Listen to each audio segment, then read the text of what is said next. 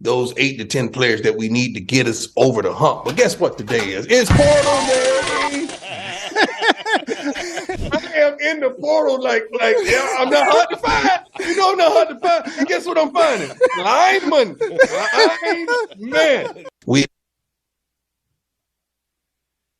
Salt Lake City, Utah. Welcome to the program. It is the Sean O'Connell Show. As you can tell, this is not Sean O'Connell. It's his good friend Zakariah filling in for him not only today, but the next 2 weeks. So you'll learn to love me. If you don't love me already, you'll learn to love me. I'm an acquired taste. But, yeah, the next 2 weeks live in studio. I am in Salt Lake City, Utah. And I am loving every minute of it. You know why? I like the cold. People don't like the cold. I'd much rather be cold than hot. We had this discussion, me and OC, on these airwaves before. But I'm happy to be here, a very beautiful city. And I'm going to start the show off by peeling the curtain back a little bit. Sometimes in this business, there's not a lot to talk about. They call it the dog days of summer. It's when a lot of people take vacation because there's no basketball, there's no football, there's just baseball. And then even the all-star break, you got none of the big three. Well, the big four with hockey. But then you have days like today where there's too much to talk about. We have a jam-packed show for you. And I love when you are a part of it. You can always join us. You can either text or call the Dish Pros text line, 877-353-0700. Again, call or text 877-353-0700. But we have a great lineup of guests for you, and there's tons to talk about. As we open the show with Dion, it is Portal Day. I think he even has a song. I might have to look that up. I think he did another interview where he sings a Portal Day song because he loves it so much. And this is what college football has become. For worse, Portal Day and AL money, it's becoming more and more like what it evolved into. They tried to do the whole student athlete is what they called it, and that's why they didn't get paid. And then I believe it was Ed O'Bannon. My fine producer, Zach, is behind the glass today. We're going to have to find something else to call you. I guess it's just Zach and Zach. Yeah, it's a Zach takeover today. Z and Z. What's your middle name? Tate, but I went by Z-Rob in high school. Z-Rob. All right, I like that. Zakariah and Z-Rob. Or Z squared, something like that. Z squared. Yeah, something like that. Anyways, I believe it was Ed O'Bannon that started this whole thing because of the video games, the NCAA college basketball game. And I believe it was Ed O'Bannon that kicked off this whole, let's stop the farce that these guys are student athletes. The really good ones are just athletes. And they may get their degree. They may go on to get their education that's paid for based on the scholarship. But most likely they're going to make the bulk of their money in professional sports. And college sports had kind of turned into that. And for the longest time, they had the farce that they were student athletes. But now it's getting treated more and more like professional football. In Utah, I haven't seen an updated list yet, Z-Rob, but I believe Utah's got to be towards the top of players that went into the portal. And most notably, we talk about this all the time. What's the most important position in sports? I know I say it ad nauseum, but I'm going to say it again. It's the quarterback position. And not one.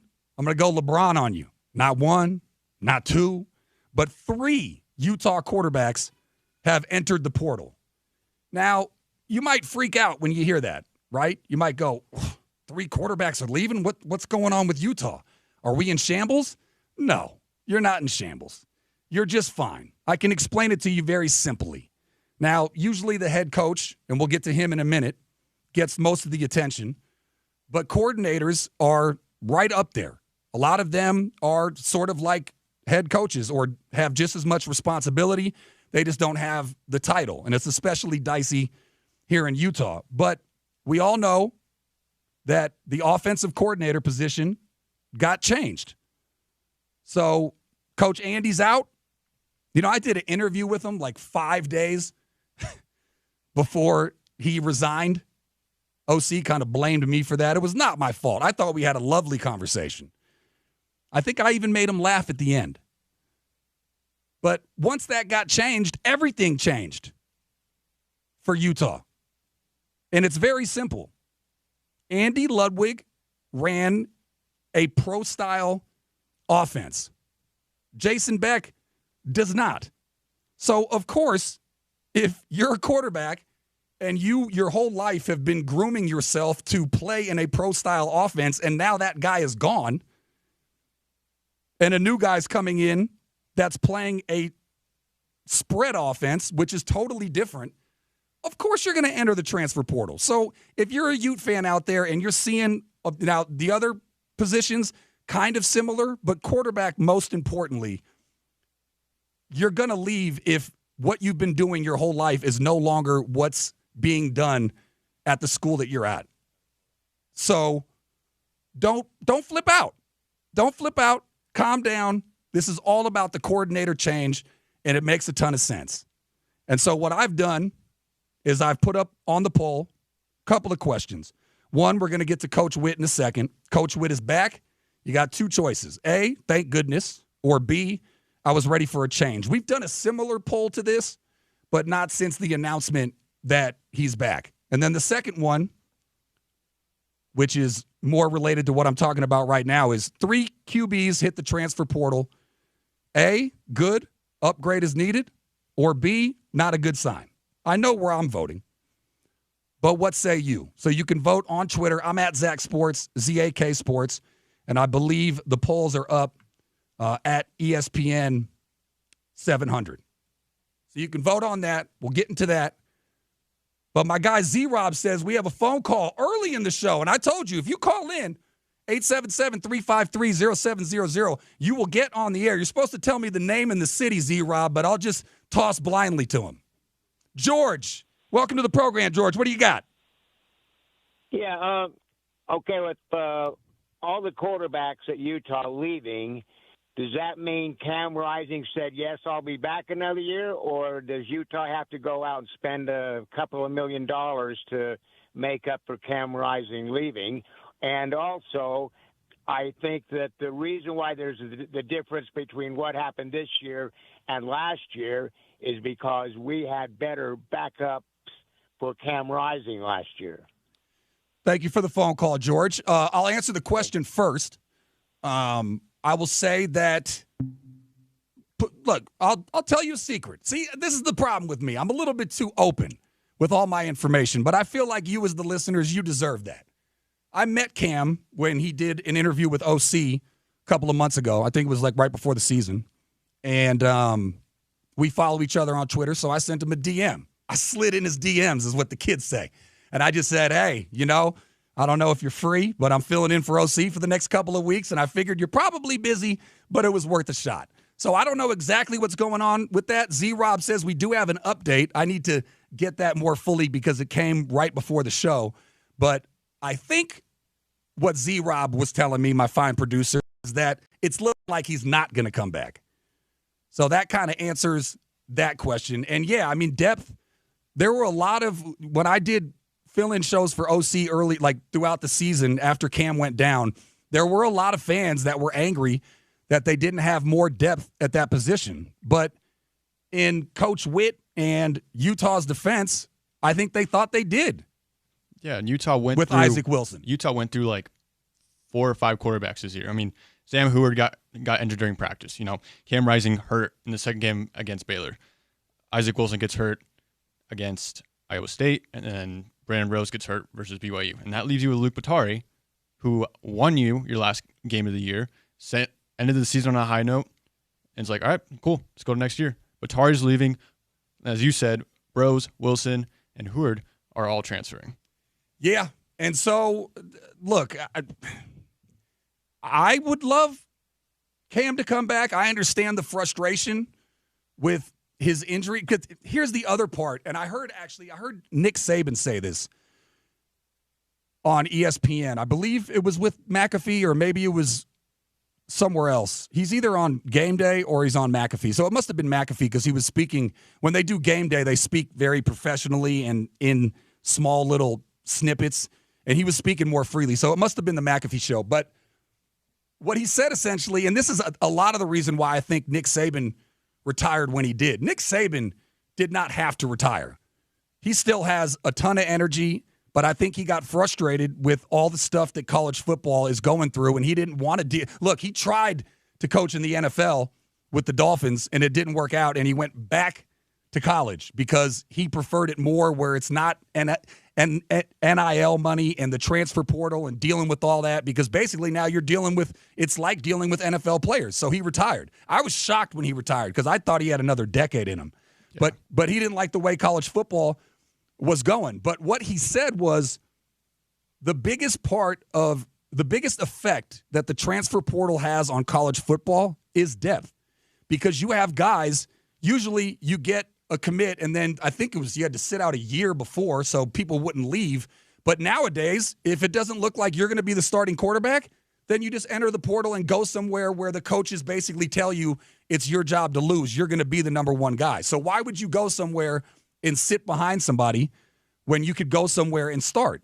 And that's basically what's happening here. I'm sure all three of these guys love it here in Utah, but if they don't think they're going to start, they're going to find a school that will start them. I understand it, but I also understand the frustration of what Coach Saban was saying, which was essentially, I can't have my second string guy be a star, a 4 or 5-star recruit like I used to. At Alabama, he had backups that would start any other school. And he didn't have that anymore because basically anybody that was second in the depth chart was like, well, I'm going to go somewhere where I'm going to start. So there's no reason to freak out and worry about all these people transferring. There might be other positions where you might be like, okay, and keep in mind, these people can all come back to Utah if it works out that way. But essentially, these guys are bouncing, and that's that. But look, I think if you asked Utah fans, as much success as they had had prior to these past 2 seasons, I think they were ready for Coach Ludd to leave, and I think that they're ready to bring in a different kind of offense because the defense has never been the problem. God bless Utah's defense. They've kept them in games that they shouldn't have been in, both last year and this year. So the defense is not the problem. The offense has been. And whether it's injury, I mean, it wasn't when Cam was healthy, but Cam hasn't been healthy in a couple of years. So now I think everybody's ready to turn a new leaf, have a new style of offense. Like I said, big difference between pro style and spread. So they're going to bring in guys that fit that kind of offense. And honestly, as much as I want things to remain the same, like I think I'm probably in the minority of wanting Cam back. I don't really know. Maybe we should put that on the poll. Has OC done that already? Z-Rob? I don't know. But I don't like constant change. But in this instance, like I'm thrilled that Coach Witt is back. And again, we put that on the poll. Is it thank goodness or I was ready for change? At Zach Sports, ZAK Sports on Twitter, and then the station handle at ESPN 700. You can make your voice be heard on that. But I want Coach Witt to coach for as long as he can. I think he still has the fire. I think he's an excellent coach, and I think you cannot look at these past 2 years and put that on him when, again, I'm going to repeat myself, but everybody says it all the time, and it's because it's for a reason. It's because it's true. The quarterback is the most important position in all of sports, and he hasn't had his starter the past 2 years. And they've, other than this year, they were still in a bunch of one-score games. The win-loss record was not as good as the year previous when they also didn't have Cam. But as far as I'm concerned, that is a credit to Coach Witt, not a demerit. And so I wanted to keep him back. I would like to have Cam back. But even as much as I like things to remain the same, I can say, yeah, I'm ready for something different on offense. Yeah, I am too. And I think I think Ludwig did not handle this offense well the last 2 years.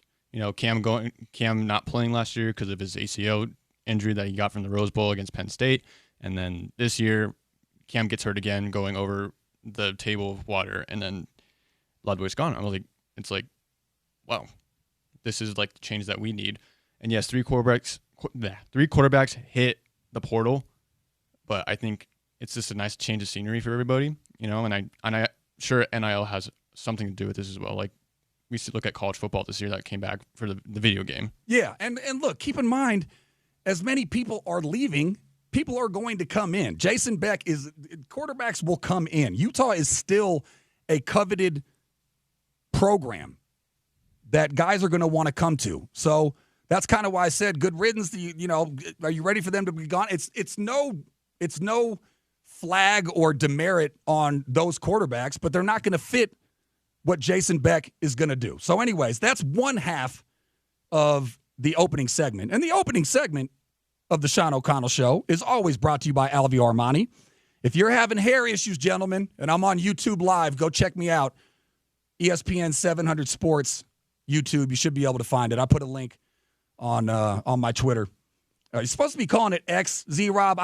Again, I don't like change. I don't like saying X. I don't like it either. I like saying Twitter still. Well, because you say tweet. What do you say if it's X? I X'd a post? I don't know. Anyway. So it's weird. I'm sticking with Twitter. But anyways, speaking of Alvy Armani, I'm getting different shots in my head, and I'm looking at the, where the bald spot could be, where I could be thinning up here. You know what I mean? So if you're having hair issues, gentlemen, or ladies, maybe it's just thinning more than you'd like, let Alvy Armani help you out. Find them online at alvyarmani.com. Tell them ESPN 792.1 FM sent you. I might have to go there while I'm here, Z-Rob. Yeah, you might. Look, it's in the read. If you're having hair issues or maybe it's thinning more than you'd like, I'm not bald yet, but maybe I need to go get a consultation. Consultation? Consultation? Consultation. Yeah. Something like that. See, that's why I got you around, Z-Rob. Anytime I flub it. I still struggle to pronounce stuff sometimes. Trust me. But I'm like over here, like got a little afro, fluffy, curly hair over here. But yeah. And I'm not one of those people that are too proud. I will proudly go into Alvy Armani and get my stuff checked out. I would rather do that and have a head of hair than be bald. So anyway, there you go. So that's half of the opening segment. The second half, and hopefully Z-Rob has got my audio ready to rock here. Coach Witt is back. And again, we're going to see how this poll turns out. I'm happy that he's back. As far as I'm concerned, he should be coaching as long as unless you see something about him slowing down. But I'm going to get some audio. I'm going to be here for 2 weeks, so I'll get the audio. But I was watching, I forget the game. I don't know if it was Arizona State. I don't know. But I was watching the game, and on the broadcast, the commentator talked about how before they had their meeting before the game, all the commentators meet with the coaches and sometimes the players and stuff like that. He said that Coach Witt came out sweating, no shirt, had just gotten off the Peloton because he wanted to beat somebody who had a record or whatever. So the guy still got tons in him. So I'm happy that he's back, and I especially like the way that he announced that he's back, which this had to have been a tribute to Jordan, right? Because there's no way he did not know about this. But Jordan famously, for all you youngsters out there, Michael Jordan, greatest basketball player ever. Some people say LeBron. Michael Jordan took a hiatus. Some people say he was forced because there's a conspiracy theory that he had some gambling issues, and David Stern said, look, you just got to walk away for a while, and then I won't suspend you. That's a conspiracy theory. You can look it up, Snopes.com or whatever. But he went and played baseball. Didn't go so well. I mean, give credit. If you'd never really played and then you just jumped in it for putting it in that context, he did great. But he didn't do so well, so he came back to basketball with 2 words, and it was a fax. I'm back. And here is going all the way back to what year are we talking here? 94, 93 maybe? 95. 95. I was close. And here's a SportsCenter clip showing you that Coach Witt, he knew he was doing some Jordan stuff. Hey, Mikey, we like it. Not a huge surprise, but clearly one of the great comebacks since Burt Reynolds' hairline. It came in a 2-word statement, which is now just begging to have a Nike campaign built around it. Quote, unquote, I'm back. That's all Jordan said on Saturday. That was really all Jordan needed to say as his 17-month retirement came to an end. He will be back on Sunday when the Bulls play the Pacers, and probably not so coincidentally, the game is on national TV. There you go. And Coach Witt, obviously, that was an homage to that. But when I heard that he was back, now obviously this is a little different. Coach Witt never retired. But there was, throughout the season, that was the question. Is Coach Witt coming back? Obviously we have a, coach in waiting, so wondered where it's going to be. And so he's coming back for a year. And what it made me think of, and this is also going to age me, but whatever. What's our average listener? I'm 41. It's got to be around there. Anyways, you should know about a rapper named Mace. And Mace had a famous song. He took a hiatus. I think he went to preach for a while. So he retired from rapping. But then he came back, and he came back in this style.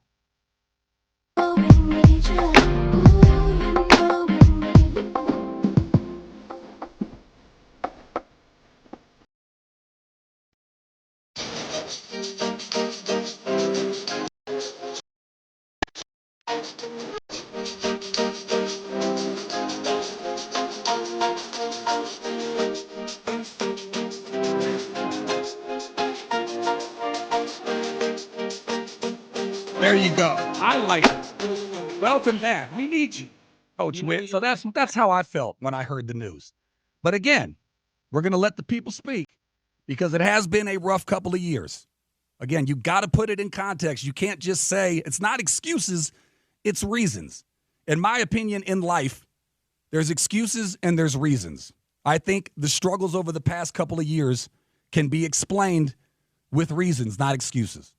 Again, healthy Cam, better backups, and they had those results, then you can talk to me about Coach Witt not returning. I understand why you would feel that way. But again, a lot of one-score games this year. I had it up on a previous show that I did, but a lot of the games were one-score games. And the year before, a lot of close games, plus a lot of wins, a lot more wins, in my opinion, that they should have had without their starting quarterback. But again, you can let me know. You got something, Zero? Yeah, I was about to say, it's like they got bowl eligible last year as well with the pig farmer, Bryson Barnes. Mm-hmm. And, it's like you want more consistency from your quarterbacks, right? Like it's like what you said. Like the quarterback is the most important position, for sure. And that's a notable thing in the NFL. It's a notable thing in college. Yep. But, and then other thing, I was thinking about the baseball. I was thinking about Space Jam, when they showed Jordan playing baseball. Uh-huh. Yeah, I was thinking about that. But yeah. I think this incoming class of freshmen, 2 quarterbacks that got signed, Bert Ficklin and I forget the other kid's name, Becker, I think is his last name, but there can be some development with those 2 quarterbacks, and having maybe a quarterback come in, Cam doesn't come back, then you have them compete, Yep. So. Yeah. No, and look, a lot of people maybe think Coach Scally should move in and they were ready for change. I just think they're working lock and step together, and he will eventually take over.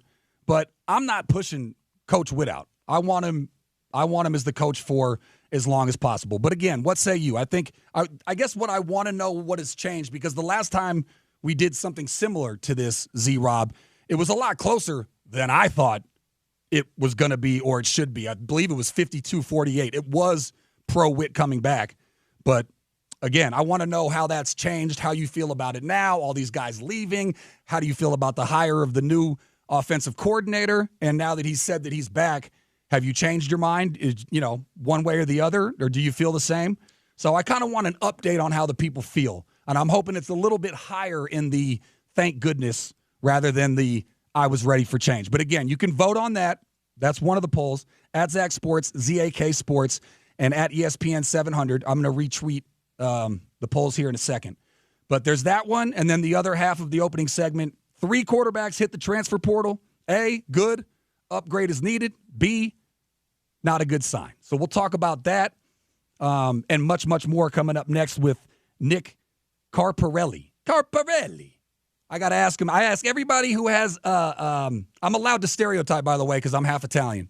Anybody whose last name ends in a vowel, I got to ask if they're Italian. And then for my grandpa's sake, God rest his soul, I need to know if it's north or south. So I'm going to lead with that, and then we'll get into some actual football talk. By the way, my one of my middle names is Fergerio. Also, that sounds Italian. Also ends in a vowel. But yeah, usually when it ends in a vowel, Z-Rob, probably Italian. So we'll get into that and much, much more. And again, our show today and every day is brought to you by Les Schwab Tires. Les Schwab has the tires, wheels, and accessories for whatever you drive. Stop by your local Les Schwab today, and their professionals will get the job done right the first time. So, like I said, executive director of bowl season. We haven't even, CZ Rob, we haven't even gotten into the college football playoff. The bracket is set. Alabama, poor Alabama.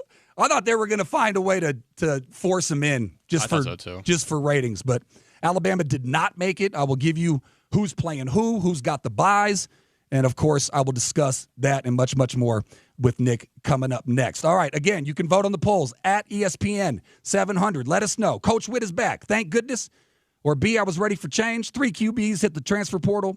Good, upgrade is needed. B, not a good sign. Vote on that. And, again, you can text in 877-353-0700. You can call in there as well. You're listening to the Sean O'Connell Show. Zakariah filling in right here, ESPN 700 and 92.1 FM.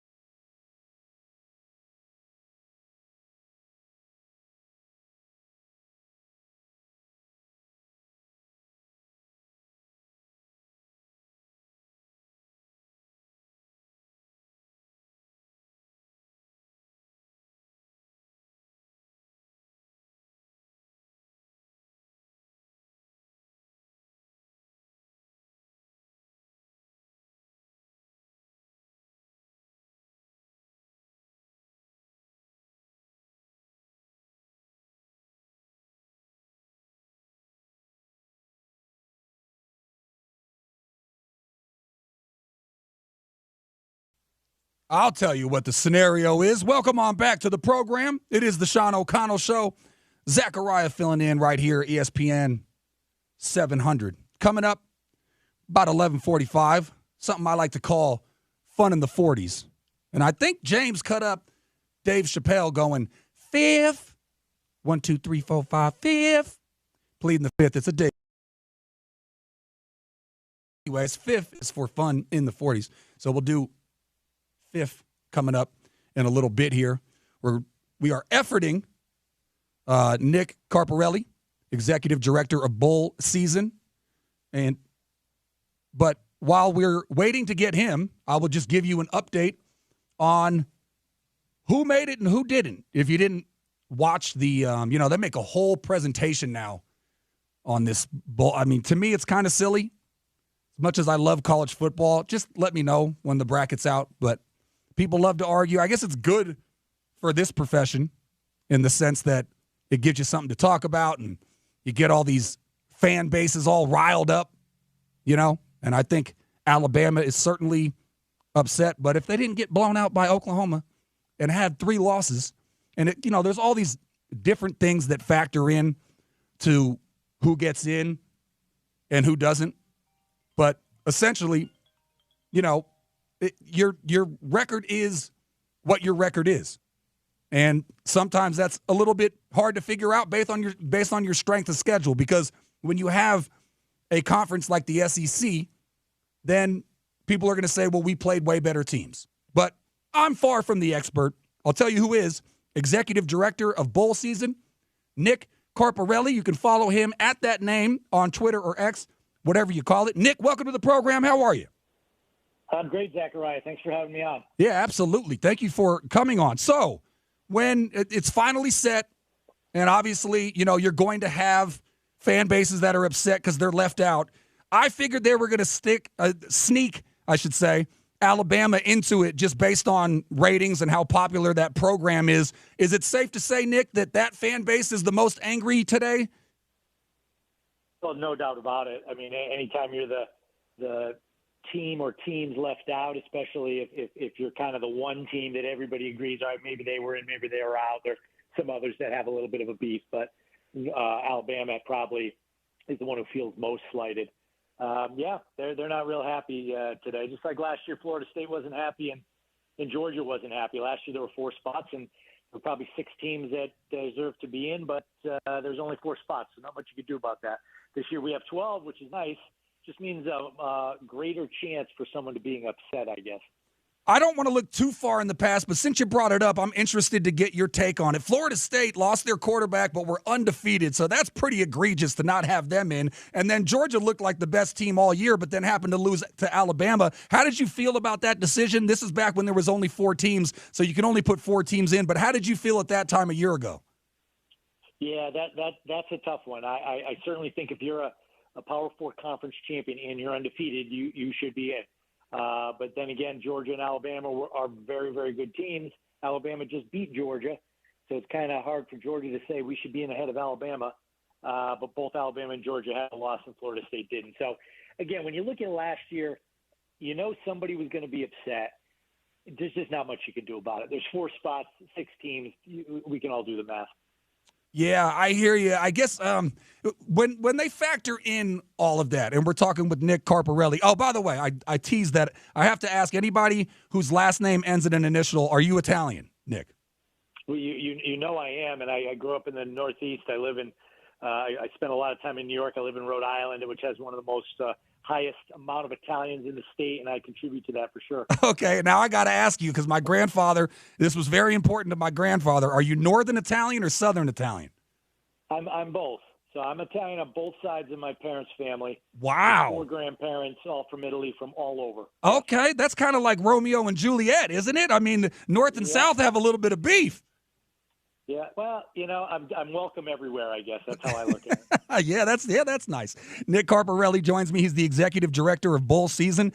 Nick, how do you feel about strength of schedule, right? Because basically I've been saying this, and OC loves to remind me I'm not the first one or the last one to mention this, but college football is becoming like the NFL. And I think eventually you're going to have two conferences kind of like the AFC and the NFC and the NFL. And the two biggest conferences obviously are the SEC and the Big Ten. So how do you feel about strength of schedule? Because I'm sure Alabama fans that are angry are saying, even though we have 3 losses, we played all these great teams. And it's true, Nick. Every time I looked up on Saturday, usually it was only 3-4 times a year you would get a top 5, top 10 matchup. It seemed like there was like 3 of them every Saturday. So I kind of understand where they're coming from. How much do you weigh actual total losses versus strength of schedule?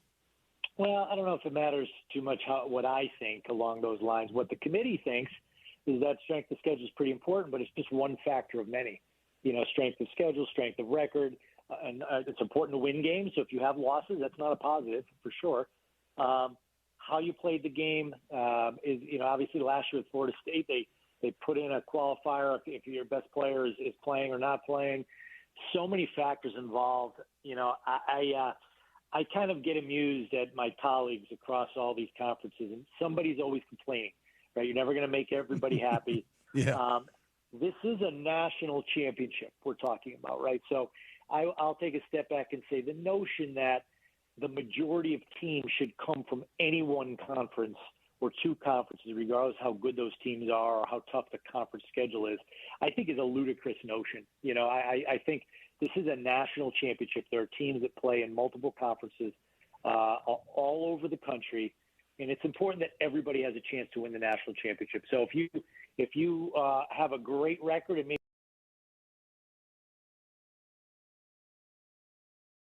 you have to make that tough decision, and clearly they did that this year. Were there any big surprises for you once you saw the final bracket? There really wasn't. I thought Notre Dame might have been ranked a little bit higher. They slipped a little and didn't play, but some people would say, well, that's a function of you don't play a championship game, so that's the risk you run. But they're still hosting a home game, so really was pretty inconsequential. I was interested to see what they did with Indiana being 11-1, making them go on the road. But again, that's a same discussion, right? In the playoff, out of the playoff, where are you seated, high or low, strength of schedule, win-loss record, all those factors go into the seeding as well as the placement in the top 12 as well. Nick, I'm not sure how old you are, and I'm going to give some people out there a little history lesson. The reason why you had a lot of, like my brother was a White Sox fan growing up. He liked the White Sox and Cubs and the Bulls is because back before you could watch anything anytime you wanted, there was WGN for all those Chicago teams. And I bring that up to bring up Notre Dame because they were always on NBC. Now, they're the only team that is not in a conference. So are they just pretty much guaranteed as long as they go 11-1 like they did this 12-0? They're pretty much guaranteed to make it, right? I mean, they're never going to have a bye because they're not in a conference, but it seems like you can pretty much not pencil them in, pen them in, Nick. I guess. I mean, I'm not sure where you're going with that. I mean, if the insinuation is they get some type of unfair advantage, I do not agree with that at all. I think that they certainly do not have the opportunity to play in a conference championship game and win it and get in when they maybe shouldn't otherwise, a la Clemson, right? At the same time, they don't play in a conference championship game and can't lose it. So that's an advantage to them. They can't be in the top 4 and get a bye, which works against them. I don't think you're going to see a 3-loss Notre Dame team not playing in a conference get into the playoff, like we debate with some of these other teams. So, yeah, I think just like every other Power 4 team, just because Notre Dame's an independent, they're a power team, clearly. If they win, if they're 10-2, 11-1, they're probably going to get in, but I think most others would as well. How do you feel about how the committee feels about the Big 12? Obviously, this is the home of the Utah Utes here, and BYU had a good year, but ultimately, couldn't get in there. How do you feel about how the committee views the Big 12? Because it seems like, obviously, the Big 10 and the SEC get the most love. Yeah, that is for sure. I think the committee has a lot of respect for the Big 12. I think they have a lot of respect for the ACC. You have a situation in the ACC where you had an upset in the championship game, and the loser was going into the game ranked 6th, and it was only their second loss. obviously to a Clemson who's going to the CFP and a very good BYU team early in the year with a different quarterback. So you can kind of see the case for SMU. The Big 12 had a number of really good teams, but they all had 2 losses at the end of the regular season versus a 1-loss SMU. So I think that's what worked against them. But I have no doubt that if we have a year where the Big 12 has 2 1-loss teams and they play in the championship game, that both of them are going to be in the playoff in the future. Now, I'm looking at this, and it says the teams hosting college football playoff games will carry lofty betting expectations with them, as all 4 higher-seeded home teams opened as touchdown or greater favorites for the first round. Do you think these games are going to be closer than Vegas thinks? I think they'll be closer. Not surprised, though, that the home team's favored. As the executive director of bowl season, I oversee all the bowl games, right? There's 6 that are involved in the playoff. There's 36 others that are just great experiences across the country. It'll come as no surprise that my opinion is that all playoff games should be in bowl games. We have a robust bowl system that have been hosting competitively fair neutral site games for 100 years, right? I think people were enamored with the notion of playoff games being on campus, and all the teams said, "Oh, wouldn't that be great?" Well, you're seeing 4 teams go to these campuses as visitors, right? Teams that maybe felt a little bit slighted in the seeding, like Indiana, having to go on the road. They're a true road team. They get 3,500 tickets for their fans, just like a regular season game. The home team controls the rest. I think those 4 teams going on the road might rethink the excitement that they thought was going to be around the home game atmosphere. Now, most people are used to playoff games being played at neutral sites, and you just mentioned it, with these teams having home games essentially for the first round. Do you like that format? It seems to me like it's going to be well viewed. Yeah, well, I think it would be well viewed on television, regardless of where you had it. But I'm a big believer in neutral sites for postseason competition. That's what makes college athletics in general unique. You look at March Madness, you look at the baseball, other than the regionals that are on one campus site in a pod, you go down the line, they're neutral site competitions, which I think is inappropriate from a fairness standpoint once you get to that level of play. So it's kind of unique that college football is going down the path of having home games in the first round. I love the bowl game atmosphere. I love walking in a stadium. I remember 2 years ago, the Michigan TCU game out to Fiesta Bowl. You had one half of the stadium was purple, one half was maize and blue. It was never quiet. Yeah. One side was loud or the other side was loud. The fans were kind of battling it out in the stands, just like the players were on the field. That is what you call a unique atmosphere. Absolutely. And then, look, Arizona State Sun Devils head coach Kenny Dillingham had some sound that, last year Florida State didn't get in because they didn't have their quarterback. Well, we have our quarterback. So, and you see Lane Kiffin wrote like a essay, like a 4-page essay on why they should be in. How much do you think that the politicking head coaches do have any effect on the committee, or is it none at all? I think it has no effect at all. I kind of liken it to the basketball coach that is all over the officials nonstop versus the one that has a different approach, right? You can make the case that you have to speak out in order to be treated fairly. If you don't speak out, you're going to get screwed. At the same time, there's a notion. I'm not saying either side is right. There's a notion that people might get tired of hearing these people and say, you know what, screw them. Why am I giving them the benefit of the doubt? I have somebody else who's doing things the right way, keeping their mouth shut, letting their record show for themselves. So I think it can work both ways, to be honest with you. Executive Director of Bowl Season, Nick Carparelli. Follow him on Twitter at that handle. Nick, thank you so much for your time, and enjoy the playoffs. Zakariah, I'd like to ask you one favor, ask your listeners. We are launching the first official bowl season pick'em game this year.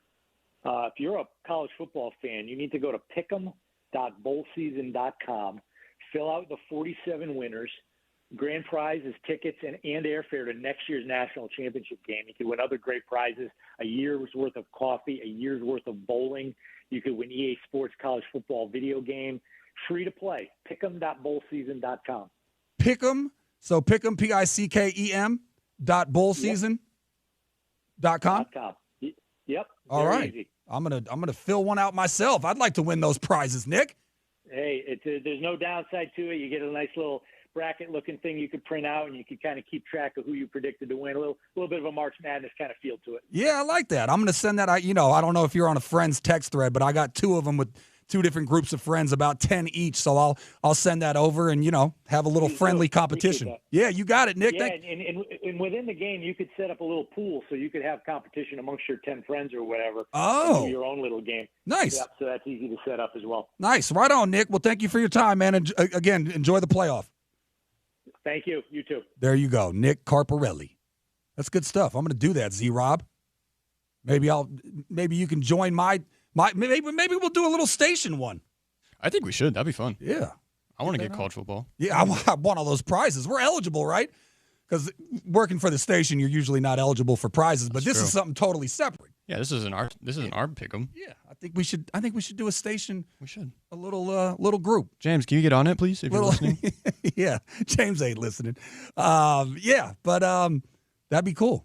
That would be fun. I'd like to win those prizes, and we can have a little friendly competition, And, of course, we had Nick on for multiple reasons, but it's also because we are the official home of college football bowl games and the CFP via ESPN Radio. The first one we'll have on the station is the LA Bowl next Wednesday, the 18th. Now, I'm a Northern California kid. Why does LA get a bowl? Can there be a Bay Bowl? I'm going to petition for that as well. ESPN 792.1 FM and the Rocky Mountain Chevy dealers invite you to help those at the road home this holiday season with needed blankets, coats, shoes. Make them Jordans. Don't buy like, what's a bad brand? I got to make sure they're not a sponsor, but I'm trying to think of was it Keds? Was Keds a shoe? Anyways, get some nice J's for the kids. Hats and gloves. Drop off donations at any Rocky Mountain Chevy dealer. Visit ESPN700sports.com for dealer locations. Spread the warmth and help others find their way home. All right, coming up next, fun in the 40s.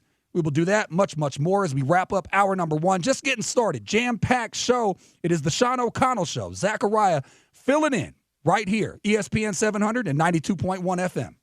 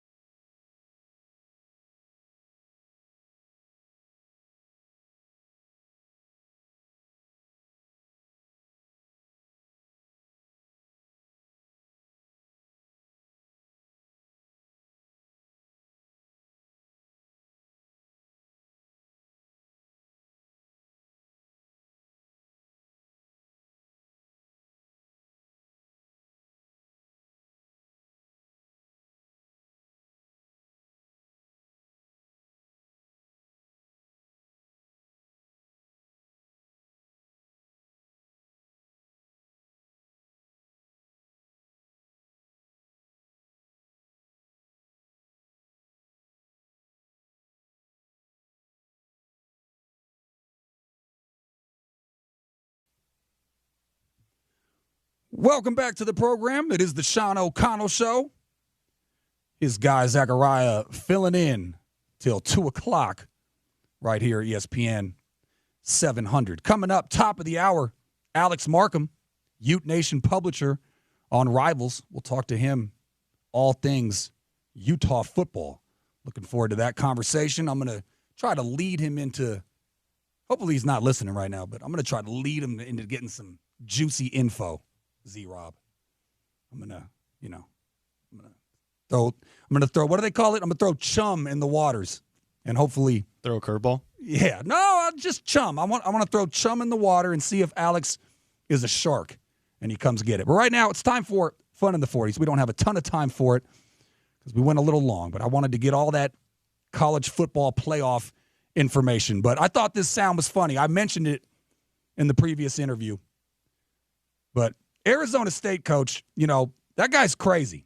After they beat Utah, he was saying, when I was going there, I was the one running the field. This is what I'm talking about. The guy's a great soundbite. And then after their last win, and this is what I was talking about, sort of politicking towards the committee, he had some sound on how he thinks his squad should be viewed. There will be a lot of talk about seeding tomorrow on the selection show. What is your group deserving of after the body of work you put together? Well, last year they kept Florida State out because their quarterback didn't play. We're 11-1 with our quarterback. 11-1, and we're Big 12 champs. I think we should be treated like an 11-1 team. Yep, that's what coaches do around this time. They politic again. If you want to have a good laugh, go see how much information Lane Kiffin put out on his Twitter account. It's good stuff. Look, they're politicking. They want their team to be in the best possible spot. And in this instance, it worked. Arizona State, 4th seed, and got a bye. But, yeah, that guy is, man, I'm not going to call him crazy. He's just very enthusiastic. And I don't know if it worked, but they did get a bye. They got the 4 seed, and that's about as high as an Arizona State team could do. Obviously, maybe he wanted to be higher. They were going to get a bye regardless. He won the Big 12. But anyways, wanted to play that for you. And that is the Hot Lunch brought to you by Jersey Mike's. But right now, got to let you know, people, not all CBD is created equal. If you're struggling with muscle soreness, arthritis, or restless nights, I can tell you where to go. Farmer and Chemist. And right now we go out to Jeff Dunn. Jeff, tell the listeners out there what kind of promos you got going on, why they need to come see you. Yes, we have a promo going on that if anyone mentions ESPN 700, either online when ordering or in our store, we will take 20% off an order. But what we would like people to know is that, as you mentioned, not all CBD is created equal. There are some really poor products on the market. All of our products are third-party tested. They're registered with the state of Utah. Pharmacists own the company, and we want to be the resource to answer questions about what it works for, how it works, what it doesn't work for. Because if you find the right drug and the right route of administration, the right dose, it's probably going to work. And there's a ton of science to show that it works for sleep, anxiety, and pain. Yeah, and I'm sure the listeners out there see a bunch of different opportunities when they're scrolling through Instagram or whatever, but a lot of those companies out there are not doing the type of research that you guys are doing over there at Farmer and Chemist, correct? Yeah, that's exactly right. A lot of those products have hemp oil in them, and that has zero therapeutic value, or they have really low amounts of CBD. So it's really important that if people want to use it, they find a reliable source. And they ask questions about what's in it and around dosing. What we found is that you have to take at least 25 milligrams a day for it to work. And a lot of people have tried it. They've tried low doses. It doesn't work. And pretty sure, again, if you find something that's dosed right and you take it the right way, it's probably going to work. Yeah, and Jeff, I had a German Shepherd, God rest his soul. His name was Nash, and I loved him dearly. But as he was getting older, I could tell he was dealing with pain. And so it's not only for humans; it's for animals as well. Yeah, dogs especially, but yeah, animals. They have the same receptors for cannabinoids do, and they sense anxiety and they have pain just like we do, and this works for them just as well. I'm glad you mentioned that. We had German Shepherd growing up, and they have bad hips. And CBD would have been perfect for them because it's safer than using NSAIDs and other things, because those have impacts on kidney and liver function. So, CBD is actually pretty safe, and it works really well in humans and pets. Well, I appreciate your time. Go see him, Farmer and Chemist. Make sure you mention ESPN 700. Get that nice discount. Jeff, thank you so much for your time. Hey, thank you. There you go. Jeff Dunn, Farmer and Chemist. Go check it out. Coming up, top of the hour. 1 hour in the books. 2 more to go. The show is flying by, Z-Rob. Told you it was packed, man. You don't always get days like this, but it's flying by. We got 1 in the books. We got 2 more to go, and we will begin that with Alex Markham as I throw out some chum in the water. Will he be the shark that bites it up? I'm going to try to get some juicy info out of Alex as there's, the program is in flux. Again, it might not necessarily be a bad thing. It could be a good thing. But you're not seeing as much stability as you've seen over the years, and we'll talk to Alex about that. Ute Nation publisher on Rivals. We'll do that next. You're listening to the Sean O'Connell Show. Zakariah filling in right here, ESPN 700, 92.1 FM.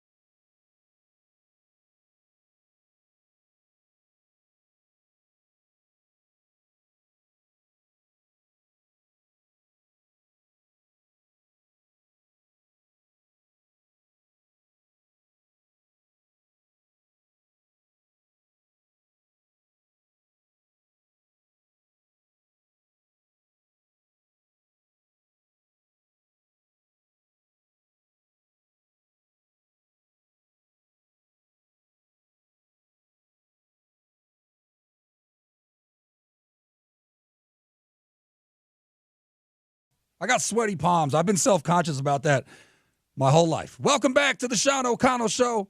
Zakariah filling in right here. ESPN 700 and 92.1 FM.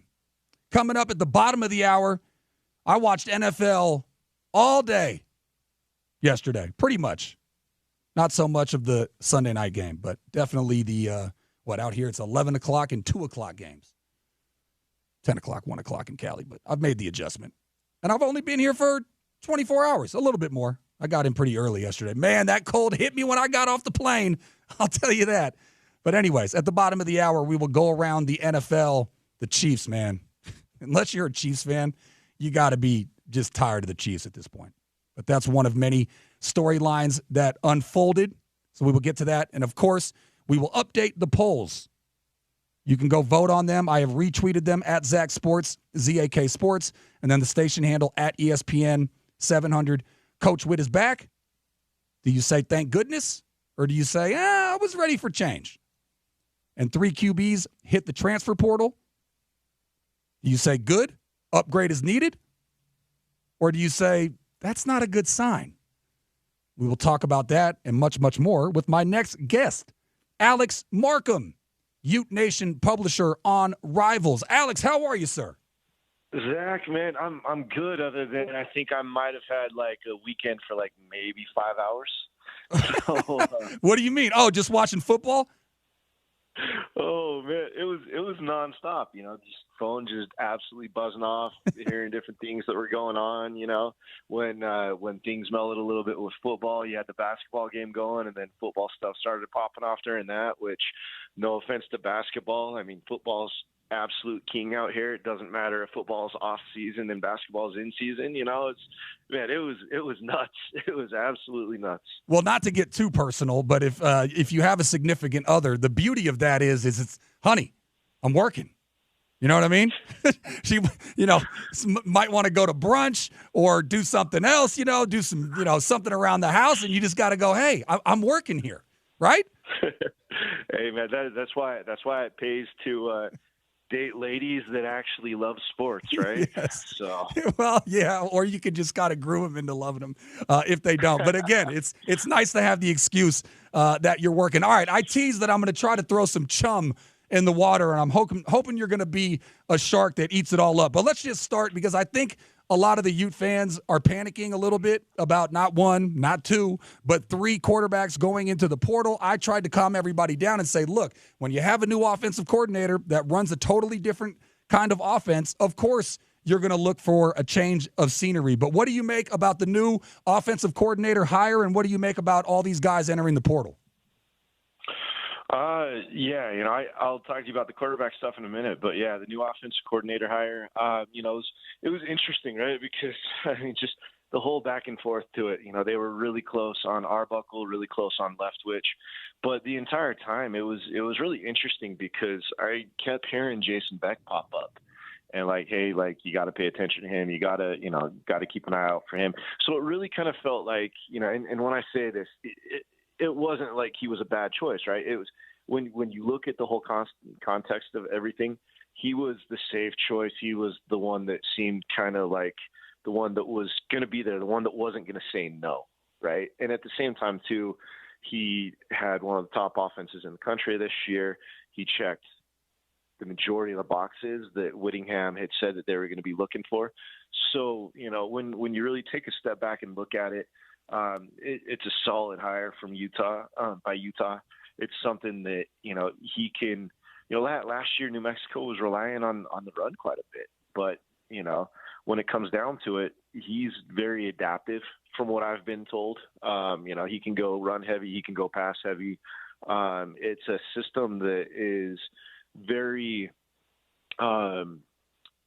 simplistic yet effective, and so the important thing on that is, now all of a sudden you've got the beauty of it with the transfer portal is, Utah's going to have some guys coming in, but at the same time too, there's going to be some answers for the offense next year that are still currently in the system that maybe didn't really have an impact this year. And a lot of it's because of the complexities of of Ludwig's offense and getting lost in that shuffle. Now you've got a system that's, again, very simplistic, easy to plug and play, and those guys, you can get your best athletes in there and just let them do work. And so I'm really intrigued by this hire. Again, it wasn't their first choice, it wasn't their second choice, but how often does that usually happen for schools? And a lot of times too, how schools get down to the third or fourth choice, and in the end they luck out. And it's the best hire that they could have made out of any of them. So we'll see. I know there's a lot of BYU people that absolutely love Jason Beck. Yeah, well, the saying goes, shoot for the moon. Even if you miss, you're still amongst the stars. So all these QBs moving out, we know QBs are going to be coming in. Is New Mexico quarterback Devin Dampier coming in? And if he is, why hasn't it already been announced? It's still, granted. There's even though the technical opening of the portal just happened today. Obviously everybody knows, nobody's stupid. There's movement before all that stuff. So when it comes down to it, I know Utah is in talks with Dampier.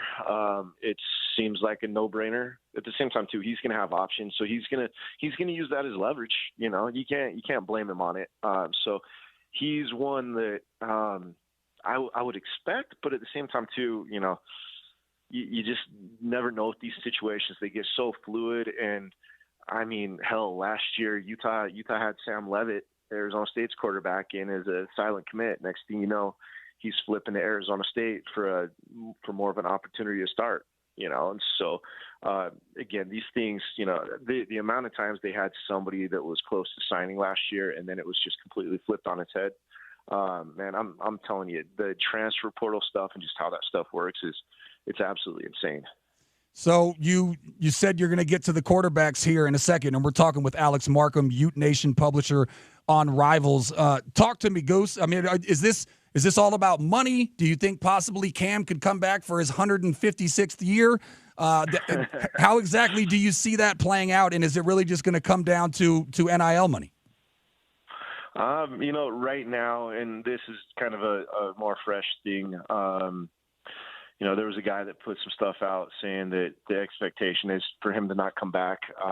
It's stuff that I've been hearing as well, where he's been kind of hemming and hawing and going back and forth on it. And at this point in time, I don't expect Cam back. It can change. Last week there were rumblings that, it was gonna, that he was gonna stick around. So between the stuff with him and the stuff with Whittingham, it's been one big yo-yo back and forth, one big roller coaster back and forth, right?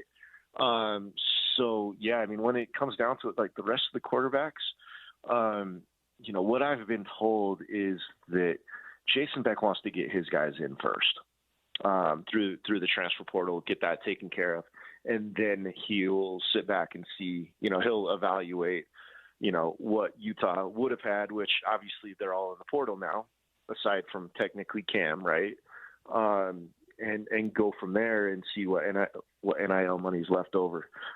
So in a situation like that, the one that I can see still possibly coming back is Brandon Rose. I didn't expect him to go in the portal this weekend. I expected it more to probably be around, just after spring ball and, just kind of judging how his injury rehab was going at the time, and then also seeing what Utah would have brought in the portal, because ideally Utah wants to get, 2 solid quarterbacks out of the transfer portal, but it's not always that likely, so it's like, okay, in the end, is it going to be 1? Is it going to be 2 that they get, and so I was surprised that Rose ended up bouncing when he did. The others, Isaac, Heward, no surprise whatsoever on those 2. Yeah, and look, I can understand the quarterback position and why they would move on. I've talked about that a lot on the show, but about a dozen Utes, and it doesn't really explain the defensive. The defensive coordinator's still there. Coach Witt's coming back. It doesn't explain why. Look, we got defensive back John Randall II. You also had defensive lineman Simote Peppa, linebacker Sione Fotu. Those guys are all leaving. Are you surprised to see them go into the portal, and do you think that there's a good chance that the defensive guys could come back? I'm not surprised to see them go in the portal at all. I mean, look how deep Utah's defense is. In Randall's situation, it was one of those where, I mean, he started off as a running back. They needed help at corner, and he was further down the depth chart at running back. And so he went over that way. Obviously, this kind of shows me it's a sign that he'd still probably prefer the offense, right? With Samoti and Sione, both of those guys are good enough to start, as long as they're healthy, at several P4 schools. Samoti just obviously needs to get his condition under control a little bit and just be fortunate with staying healthy. Sione is he's in a stacked linebackers room. So that's just, it's a blessing and a curse when you've got such a stacked defense that you're going to see these happen, and you're going to lose guys that you don't want to lose that can easily go on somewhere else and do really damn well. It's something that, Samoti, I'm not going to be surprised if he goes to BYU. Ute fans won't like that, but at the same time too, he's one of the best people you'll ever meet. He's a great kid, and he'd be a great addition for somebody out there. I know Sione, in the past, I've heard rumblings that BYU's wanted to look at him as well, so through the transfer portal. So both of those guys, I wouldn't be surprised if they went to BYU, and they'd probably be instant starters. And BYU's still got a good defense, and so, it's not a surprise with the defensive guys. Yeah, and I saw Nick Saban talking about basically the most frustrating part about the transfer portal is you can't have depth, because essentially guys that would be, number 2 on the depth chart are just leaving now. If they're good enough to start somewhere else, but if one guy goes down now, Saban was basically saying, I don't have guys now that can step up and come close to, the kind of production that the starters had. So how do you think coaches are going to be, or is that just an unsolvable problem? Are you never going to be able to really have true deep depth at any position because anybody that's number 2 on the depth chart wants to be number 1 somewhere else? Yeah, OC and I were kind of talking about this last week, where I was sitting back saying, we were talking about the parity in college football and how NIL has really kind of leveled the playing field for a lot of teams, right? And so you got the blue bloods that have had the bag game figured out for years, even before it was legal. And then you've got other teams like, say, in the South that have a lot of money that they can just throw at it, and maybe they haven't been great. Like, you look at somebody like Vanderbilt, right? It's not like they're great, but they made tremendous improvement, and so there's those ends of the spectrum, where it's leveling out the playing field. And then you got teams like Utah, where they're built off of, just under the radar talent, the coaching and the superior development, right? And that's where, and the loyalty aspect of it, that's where Utah has had their bread and butter and done so well and built their foundation over the years. And that's kind of been taken away the last few. And so where you can start to see that kind of coming back to normal again in the next little bit, I believe at least, okay, is when they kind of set the so-called salary cap, when the NIL goes to the schools and they have a certain percentage of the athletic budget on up to, I want to say it's 20 to 22 million. That's the cap, right? And so that actually helps out a lot of schools. But within that, and knowing that money's there, I think that's going to make it that much easier for teams to kind of see that loyalty stick around again, just in the next little bit here. So it's going to be, the whole thing, NIL absolutely drives me nuts. You got to get used to it. It's here to stay. But just the amount that it changes and how fast it changes, it's head spinning. Yeah, no doubt. Alex Markham, you can follow him on Twitter at @MarkhamRivals. He is a Ute Nation publisher on Rivals, and this Utes Insider is brought to you by Metro Elevator, Utah's vertical transportation experts, and Big 12 at noon is brought to you by Mountain Land Supply. Visit them at mountainlandsupply.com. All right, well, it's the first day of the portal. I don't know if you saw Dion trying to find the one where he actually sings it. It's like portal, portal, portal, portal, something like that. He sings. He loves Portal Day because he loves bringing guys in. Who do you think the Utes are targeting right now on day one? Oh boy, I mean, there's ones that I know of, and I also know that if I throw them out there, my hand will get slapped, and everybody will get pissed at me. No, right? do it. That's the chum, Alex. That's the chum. Throw them out there. So I'll tell you, there's a couple guys in the ACC from a specific team that I'm paying attention to. I gotta go a little bit generic for you guys on some of these, right? They're two defensive guys, both would be difference makers with 3 years left, right? On top of that, you got, everybody jokes about the Utah Lobos, right? But Dampier would be a good find. He'd be a good pickup. You got Wysung, and I might be pronouncing his last name wrong, but he's very similar to Britton Covey, from a receiver standpoint, and then also the special teams, and so that's a guy that everybody's got to kind of pay attention to. They've also got a running back that started off at Iowa State that was a 4-star kid that ran for over 1,000 yards this year. So those three right there from New Mexico, if they come, it's not the Utah Lobos. Those are three really nice pickups. Okay. Some of the others that I'm really kind of intrigued on is Mensa from Tulane. This quarterback, he's 6'3", 200 pounds. He can really sling it. He was a freshman this last year. Wyshawn Parker is another one that I'm really just kind of curious for varying things to see what he does. He was a freshman running back at Wazoo this last year. Just ran for under 800 yards, but he ran for about 6 yards a carry. So he's in the portal as well, and coming from a spread system, if he doesn't go to Oklahoma, it could be a good home for him over here at Utah. So it's like I said, the whole thing moves and is so fluid. It's gonna be head spinning for me this next week, and man, I'm telling you, there's gonna be so many guys that Utah gets so close on, and then next thing you know, 10 minutes later they're signing somewhere else. So. The life of portal season. I wish I could give you guys more names, man, but it's just one of those things right now. Yeah, no, I'll take it. I mean, you gave us a little something. Now, this is a disclaimer. This is all allegedly. This is not tied to Zakariah, and I'm just reading the teleprompter like what was Will Ferrell, like Anchorman. I'm just reading the teleprompter.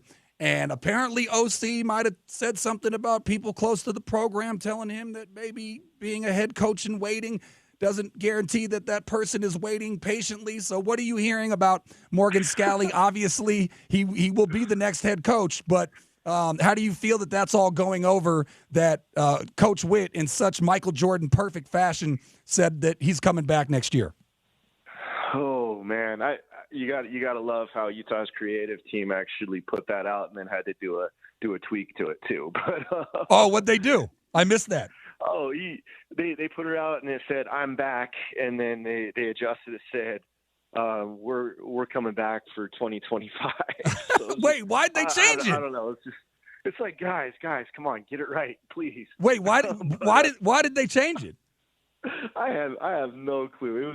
I don't know. It's just something that everybody caught that was kind of funny, right? Oh, okay. Well, I played I don't know if you were listening earlier, Alex, but I played the SportsCenter clip from like 1995. I think it was Craig Kilborn, I want to say. I think he was the one doing it. But yeah, I played the clip where, Jordan faxed in 2 words, "I'm back." And then I think he returned that following Saturday or Sunday. But it's funny that they changed it. But anyways, how do you think that's going over, and specifically with Morgan Scalley? Yeah, look, those two have worked together for so long that everything is going to be fine, right? But just put yourself in both shoes, right? I mean, Kyle deserves to go out on his, when he chooses, right? It wasn't a great year this year. Who, as a competitor like that, wants to go out on something like that? I mean, this was his last year. That was the plan. It changed, and so. Obviously, there were things that were being put in place, in anticipation of him not being here, and so then you put yourself in somebody like Morgan's shoes. And Zach, man, I mean, you tell me, if you're Morgan and you turned down USC last year for a boatload of money, use of a private jet, and just all the perks and benefits that would come with being the USC defensive coordinator, knowing that this should be coming, how would you feel? I'm gonna put the ball in your court on that. How would you feel? I would probably not be happy. I don't know. I'm torn because they are so close, and obviously the head coaching position here is better than the defensive coordinator position at USC, but the defensive coordinator position at USC is better than the defensive coordinator position at Utah. So I understand what you're saying, and he probably is getting antsy, but I think that they're close enough. And here's my theory, and you can correct me if I'm wrong. My guess is Coach Witt to put it bluntly, did not want to go out like that. Like he didn't want this past year to be his last year. So I'm sure he had conversations with him. I think it's probably overblown, but yeah, I think he's probably also making it clear, like, all right, well, this has got to be the swan song. Yeah, and it's something where, like, I wanted to get your answer on it because I don't want to come out and say something and then everybody be like, it's tied to you, yeah. Alex just came in hot on that, you know. It's something that, is it perfect right now? No, absolutely not. It's not, and anybody that's a competitor that's been waiting on something like that, of course they're going to have the feelings like you just mentioned, right? But at the same time too, those two have worked together for so long. It's going to be fine. It's going to be a non-issue, right? And so anybody that's wanting to try to take something and make something that it's just not, just stop it, because Utah football's fine. The two guys at the top, Morgan and Kyle are going to be absolutely fine. They're professional. They love each other to death. They have a good working relationship. You need to butt heads sometimes when it comes to sports. If you're not butting heads, and you've just got this peaceful locker room, it's really not a peaceful locker room because people just aren't speaking up. Yeah. Yeah. And so, so, I mean, you have to have that stuff sometimes. The one thing I will say is that when it comes down to this, a lot has been talked about with Kyle's lack of transparency with injuries and so on and so forth. And I get why he uses that to his advantage. And he's even said, he's like, look, why would I out ourselves on this kind of stuff when, I'm able to do these things within these rules, right? But at the same time, too, he needs to sit back and see something with this and possibly just come out and say, okay, this year it is my last year, or 2 years from now. Because that's the other thing. I mean, I've heard that ever since the Arbuckle situation was going down, that Kyle pretty much started, making it seem to everybody like he wasn't done now, and that he wasn't going to be done next year. That there's it's like he's not even talking about ending right now, But I feel like there needs to be some transparency on, if next year is the last year, people need to know that, because one, he deserves to be celebrated. Okay. Two, Ute fans deserve to kind of know what's going on, and I know Kyle doesn't like the fanfare and all that stuff. He just wants to win football games, but Kyle deserves to be sent out on, just a praise, pretty much, right? From the fan base, from each team that they're playing each week, because the level of respect that he has, the level of respect that every coach has for him on every opponent that they play is phenomenal, and so Kyle deserves that. Kyle's had such a long history. He deserves something like that. But at the same time too, the main root of me saying that is the fans deserve some transparency on that. The boosters deserve some transparency on that as well. Just to know what's going on, so that there's not another situation like this, where there's the preparing and expecting that, and then, all of a sudden him deciding to come back, which, again, it still could be a big thing for the program. And again, he didn't deserve to go out on such a bad year like this. He deserves to go out, when he feels it's right. And hopefully it's a really nice season for Utah next year. Yeah, and I'm speculating, and that's my theory is that he didn't want to go out like that, and if they had a better year, then he probably would have stepped down. But that's what we're doing, Alex, for the people. Calming people down about 3 quarterbacks hitting the portal, and calming people down about Coach Witt coming back. Everybody just relax. Everything's going to be fine. It's not going to be like this people freak out when it's a horrible year. Alex Markham, follow him on Twitter at @MarkhamRivals. He is the publisher for You Boys on UteNation.com. He's also a film director. Next time I interview Alex, I'm going to ask you about that. But thank you for joining me today. All right, buddy. I appreciate it, man. Thank you. There you go. Alex Markham, everybody. So, yeah, interesting stuff. Love ESPN 700. Somebody comes in an offer for me with a private jet. I don't even think I've ever been on a private jet. I haven't either. I've never been on a private jet.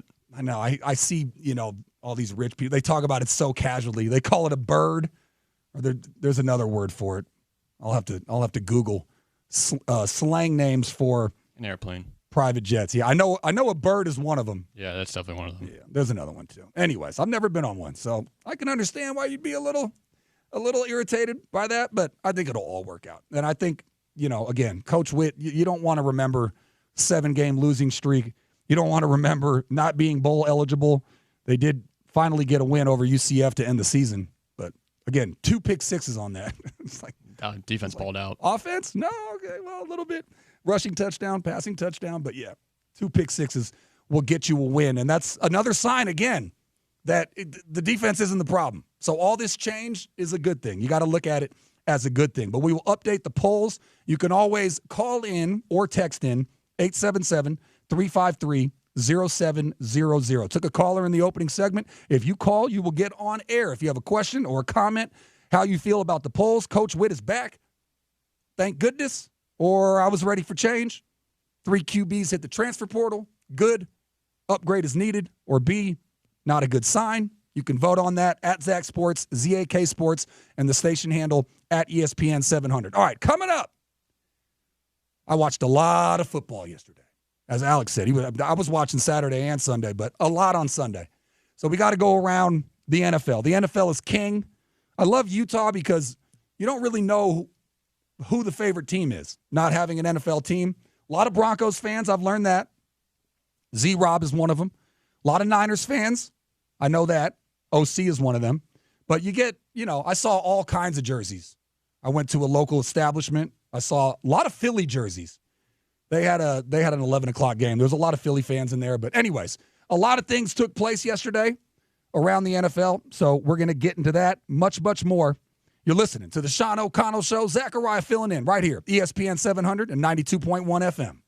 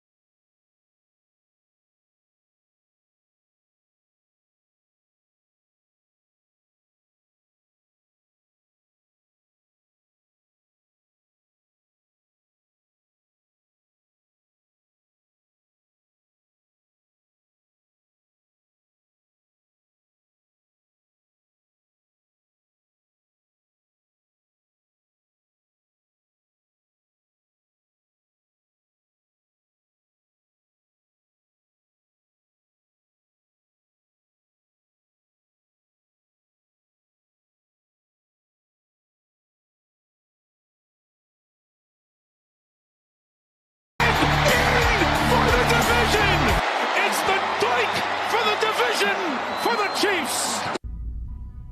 You can't keep getting away with it! You can't keep getting away with it! The kick will come from Matthew Wright. I actually know This that is for reference, the and division, believe it or not, for the Z-Rob, Chiefs. I just finished that series last night. That is from Breaking Bad, right? Talking about what? Can't keep getting away with this. The Chiefs, for the division, for the Chiefs. Some of the stats You about the can't Chiefs. keep Welcome on getting back. It away is the with Sean it. O'Connell Show. His guy, Zakariah, filling in right here at You can't ESPN keep getting away with it. 92.1 The kick will come from Matthew FM. Wright. We'll This update is the for the polls division. and much, much more as we do the fifth Fun in the 40s coming up about 11:45 or so.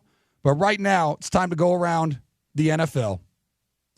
And man, oh man, the Chiefs. I sent this to myself in my notes because I just didn't believe it. The last 5 wins, Z-Rob, for the Chiefs. You want to take a guess on the combined points in their last 5 wins? Ooh, I want to say at least 60 or 70 because I know they scored a lot of points against the Panthers. No. I'm sorry. The amount that they won by. Oh, 1 or 2. No, but I mean total points over the last 5 games. 10. Maybe. 15. I was close. That's an average of a field goal. That's what Patrick Mahomes does. And believe me, thankfully OC is nowhere near here and probably not listening on the ESPN app, which you should do. If you're in your car and you want to keep listening, pull up that app. There's also a cool feature on there that nobody uses, Z-Rob, that I want them to use. It's like a sound off feature where you can record something. Like if you're too shy to be on air, you can record something and then we can play it. But I don't know if people really know how to use it. But you can find it if you go down there. It's at the bottom, I believe, where you can sound off, and then I'll play your sound off on these airwaves. But there you go. Thankfully, OC's not here, so he's not going to have me remind him that the Chiefs have beat the Niners twice in the Super Bowl. And you can just ask you can ask the Bills, you can ask the Bengals. This is what Patrick Mahomes does. He's down by 1 or 2, sometimes 3, and then he'll beat you in overtime. But you see it, and this is why when it comes to the quarterback position, it's why it's such a catch-22 with a guy like Cam, which all you Ute fans out there listening know all so well, is that one of the greatest gifts a quarterback can have is extending a play. The ability, you don't have to be a running quarterback like Mike Vick was and constantly rip off 40-yard runs or whatever, but when there's nobody open, to extend the play. And Cam's good at doing that, but unfortunately that also leaves you susceptible to getting injured. But Patrick Mahomes, you'll constantly see it. 3rd and 9, 3rd and 12. He drops back. Nobody's open. He scrambles a little bit. He pump fakes. And I don't know why defenders, Z-Rob, are still falling for that. He pretends like he's going to throw. He's not going to throw. Then he runs for a first down. Or he pretends like he's going to run. So then people that are guarding, mainly guys like Travis Kelce, which, by the way, if you're the defensive coordinator, just say, I don't care what happens. Do not leave Travis Kelce. Yeah, I agree. And now they have more weapons with DeAndre Hopkins, Juju, Smith-Schuster. Yep. They just keep bringing in wide receivers. I know. It's unbelievable. Hollywood Brown was supposed to be a big part of this team. He's nowhere to be seen. Hasn't played all year. But it's like Groundhog Day. And again, unless you're a Chiefs fan, and I have one in my group. I mentioned that thread that when we were talking earlier. I have one Chiefs fan. He's so annoying. You know what he calls the regular season? What? He calls it the preseason. Good Lord. He calls the first round of the playoffs if they don't have a bye. He says basically my season starts in the AFC Championship game. Like that's when I really start worrying or paying attention. So you don't care about your team throughout the whole season, and what if they don't make the playoffs? You know he does. He just shrugs. He's just like, oh, I see Patty came back again. That's how entitled Chiefs fans are. But they do it again, and this time, Z-Rob, on a doinked field goal. You're thinking finally, he hit the upright. You know, you can't keep getting away with this. Yeah. You thought finally they didn't get away with it. No, he hits the upright and it still goes in. It's their third string kicker, by the way. Third string kicker. Yeah, I know. They're on their third kicker. It's unbelievable. Yeah. They're having a kicker situation like Utah's having the quarterback situation. You know? I just kind of realized that. But last 7 games, a touchdown. 27-20, Chiefs Raiders. Chiefs Buccaneers win an OT. Chiefs won that. Broncos and Chiefs, this killed me. Blocked field goal. Oh, yeah. Yep. Bills and Chiefs, Bills beat them, which I was fine with. Yep. Chiefs Panthers would by field goal. Yep. And then Raiders Chiefs on Friday, Black Friday. Fumbled snap. Aiden O'Connell fumble. Yeah. Yep. And then yesterday doink field goal. And then the doink for the division. It's just it's unbelievable. A lot of people are calling them the worst 12-1 team ever. They're 9-0 in one-score games. But I would counter that with you can't go against them until they lose. Yeah. They're back-to-back. They're going for 3. And as you said, you're a Broncos fan. I can't believe it. But at the same time, everybody that says, well, it's going to come back and bite them in the butt, or wait till playoff time, you're not going to be able to get away with playing this poorly. But Patrick Mahomes will always find a way. Always. And if I was a coach of the other team and it was anything close, whatever I can do to not get him the ball back with any amount of time in the fourth, other than maybe a couple of seconds where he can only throw a Hail Mary. But if he's got a minute 30, 2 minutes, he's going to just kill you. He's going to go down the field, and he's going to run all the clock off like they did yesterday, and then even if it was only a 31-yard field goal, and he hit the upright. Yeah, they do milk that clock pretty good. But I noticed that yesterday, too. Yeah. So, again, unless you're a Chiefs fan, you definitely have Chief fatigue. Hey, guess who the Broncos played the last week of the season? Yeah. The Chiefs. So, as I mentioned, I was at a local establishment watching all the games. There were 2 games that are an absolute affront to football. Now, I'm not saying they should take teams away. What's the opposite of expansion? Dispansion? Anyways, Jags-Titans, Saints-Giants, unwatchable football. Those 2 games were terrible. And now we're getting into tanking season. I was speaking with one of the sales guys earlier. His wife is a Raiders fan, and they lost yesterday, and I told him, I said, she knows that that's a good thing now, right? Because you're not going to make the playoffs. And in the NFL, they encourage you to tank because the way the draft order goes is based on record. So once you're out of the playoffs, I don't know why you wouldn't want to lose every game. Like, I'm a Dolphins fan, long story, but when I was a kid, I liked the colors, orange and teal, and I like Dan Marino. So I'm a Dolphins fan. We have an outside chance of making the playoffs. We eked out a W yesterday. But ultimately, we're either going to barely get in and lose in the first round, or we're not going to get in at all. So all we're doing right now is we're not even on the tankathon. You know, there's a website. It's like tankathon.com. We're not even in the top 10. So we're going to get some middling pick and not make the playoffs or lose in the first round like we did last year to the aforementioned Chiefs. Yeah, same with the Broncos. Yeah. They're in it right now. They're in the wild card spot. But that's a little different, though. It is. Because you got a rookie quarterback, and you actually want all that experience. Uh-huh. And so I would say that that's different because you're really building for next year. The Dolphins kind of went all in. Remember that ridiculous trade between the Dolphins and the Niners? It was for Trey Lance, and they gave the Dolphins, I think, 3 first-round picks. Mm-hmm. They traded 1 for Tyreek Hill. They drafted Waddle with the other one, and then they traded 1 for Nick Chubb, who's been out all year from your Denver Broncos. But Bradley Chubb, not Nick Chubb. Bradley Chubb, I'm sorry. And, yeah, Nick Chubb is the running back for the Browns. I mix those up all the time. Also, the opposite of extension, regression. Regression. Well, yeah, but would that apply if I'm talking about removing teams from the NFL? Regression? Okay, all right. Yeah, so I'm not talking about regression and taking away 2 teams or anything like that because obviously the NFL is doing very well. But Jags, Titans, and Saints, Giants, if you were new to football and I was showing you that, you would not be a football fan. Now, the opposite of that, which leads me to the next game that I want to talk about. That Rams game, that Rams-Bills game was incredible. Now, if you had never seen football and I showed you that game, you would be hooked. That game was incredible. So much scoring. I think Josh Allen pretty much won the MVP unless Saquon Barkley, which, by the way, Saquon Barkley, who was on the Giants and then went to a division rival with the Eagles, he might break the rushing record. He might. In Week 18 in Philadelphia against the Giants, which would be incredible. But unless he wins it, Josh Allen, in a loss, might have won the MVP yesterday. 6 total touchdowns from Josh Allen. 6 total touchdowns and no interceptions. That game was incredible. which also leads me to 3 older quarterbacks. Now, it's always funny. I went to school with Aaron Rodgers the last time Cal was really good, when we had Marshawn Lynch, Aaron Rodgers, Deshaun Jackson, just to name a few, and my guy, Lorenzo Alexander on defense.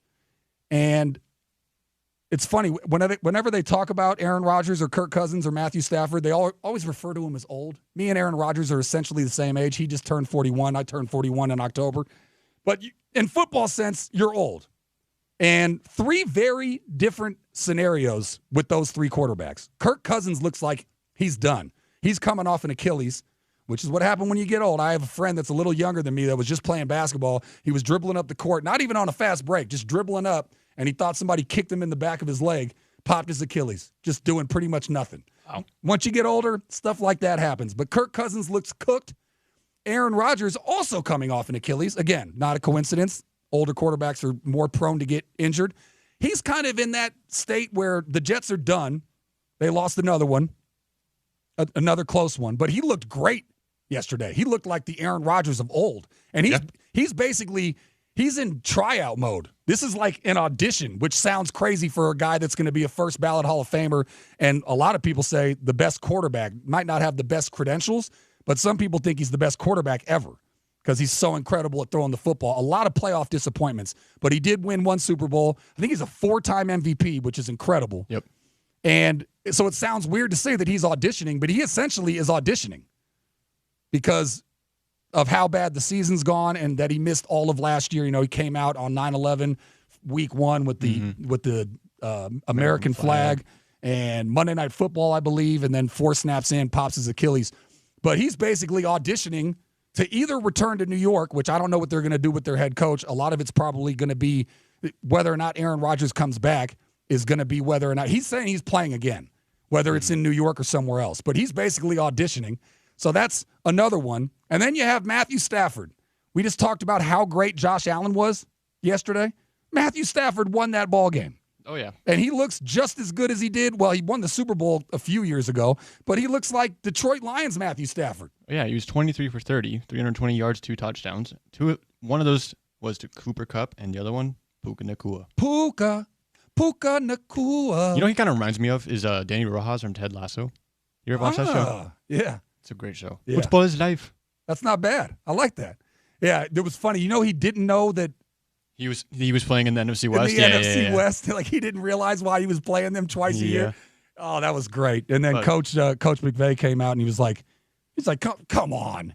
He knows. And then he goes, well, I'll tell you what. If he doesn't know, I kind of love that. Yeah. He quickly pivoted on that. But anyways. Puka, 12 catches, 162 yards, 1 touchdown. Yeah. Man had an insane day. Yeah. Really tough catches, too. I don't know if you saw that toe tap. Yeah. Oh, yeah. That was an incredible catch. Yeah. There's been some amazing catches. This is a new phenomenon. Wide receivers are getting better and better. They're evolving because I think it's been within like the last 5 years that incredible catches are not as rare as they used to be. You'd maybe get those once a year. Like, remember Odell Beckham's?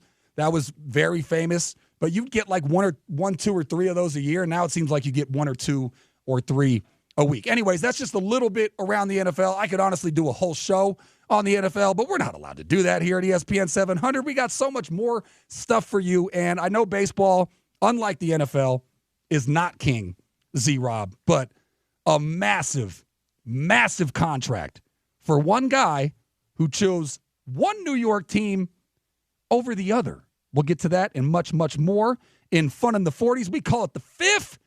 We'll do that next. You're listening to the Sean O'Connell Show. Zakariah filling in. ESPN 700 and 92.1 FM.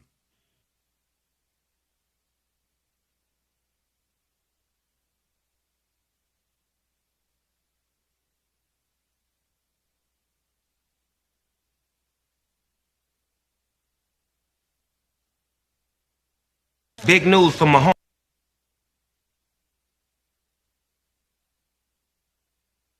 I'm switching to iPhone 16 Pro at T-Mobile. It's built for Apple Intelligence. That's like peanut butter on jelly on go. Get 4 iPhone 16 Pro on us. Plus 4 lines for $25. What a deal. Y'all giving it away too fast, T-Mobile. Slow down.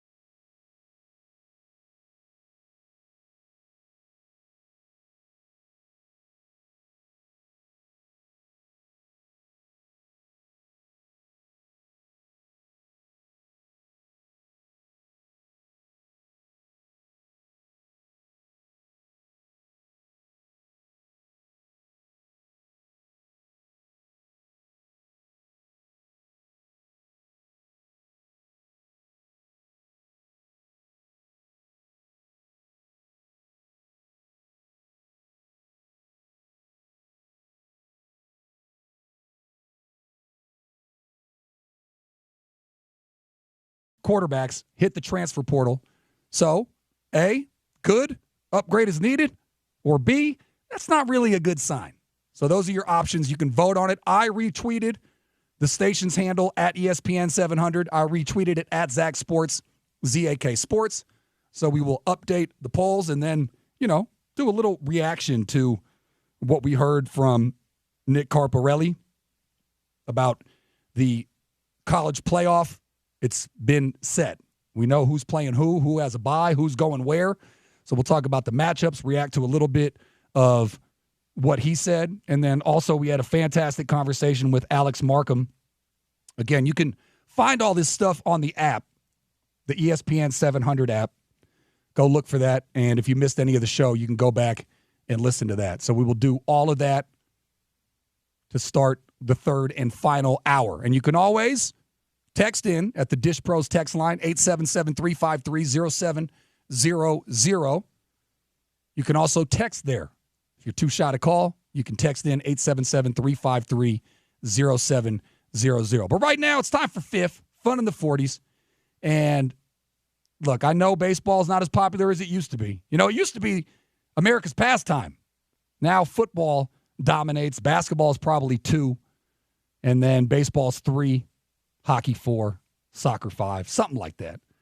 But baseball's definitely fallen off in terms of its popularity. But you wouldn't know that when you see a guy get 15 years and $765 million. It's got to be relatively popular if they're handing out contracts like that. That is a massive contract. And, of course, I'm talking about Juan Soto, who, as you know, got to the World Series and lost to that juggernaut Los Angeles Dodgers team, which I'm not going to go off on a rant on that. I'm just going to say this quickly. What they're doing is unfair, and baseball needs to do something about it. They were even in on him. They already got Shohei. They have everybody. Their team is so stacked. And they just signed Blake Snell as well. Yeah, I saw that. Snatched him up from the Giants. That was a bad year. Farhan's gone now, and I know you're a Giants fan, Z-Rob. Farhan needed to go years before that, but he signed the contract with Blake Snell, giving him an option to opt out, and he ended up having a great second half, and he opted out of it and then signed with the rival Dodgers. It's got to be so frustrating if you're a Giants fan. You got that beautiful park. It sells out all the time. You got all this money coming in. Back when they were winning World Series, they had Panda hats that they were selling, and let Timmy smoke shirts, and but you can't compete with what the Dodgers are doing. No, it's crazy. And I think it kind of went downhill as well when Posey retired. The Giants lost to the Dodgers, and they were the first seed, and that kind of where it fell off. Gabe Kapler getting fired, and then Bob Nelson getting hired, and then trading Jorge Soler, which I didn't think was a great move at all, and then we lost John Cooley to injury, and then Brandon Crawford retired. So yeah, and the person that wins the tweet of the day after the contract was announced was Field Yates. You see him on ESPN. He does mainly fantasy football stuff, but he tweeted out, "Be right back. I'm going upstairs to wake my kids up so we can take some batting practice." Yeah. Any new fathers out there, have your son play baseball. Or soccer. Yeah, or soccer. But in baseball, unlike football, guaranteed contracts. $765 million guaranteed. And I think it's funny, and I want to play this clip. This is Dana Carvey on SNL. I think it was the opening.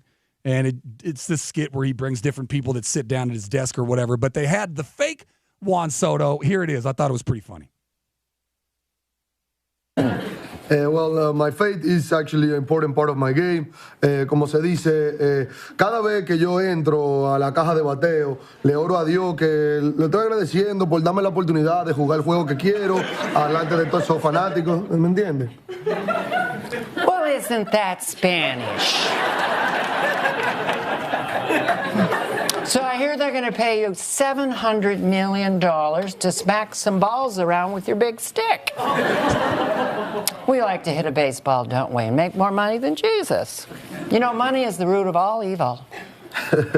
Well, if that's true, then I'm going to become the most evil baseball player in the world. Oh, so funny. So then you might as well tell us, what team do you think you're going to pick? I don't know. Right now, I hope the Yankees make me the best offer. Well, as a Christian, I have to ask you, why not spend your time helping the needy and the less fortunate? You're right. Maybe I sign with the Mets.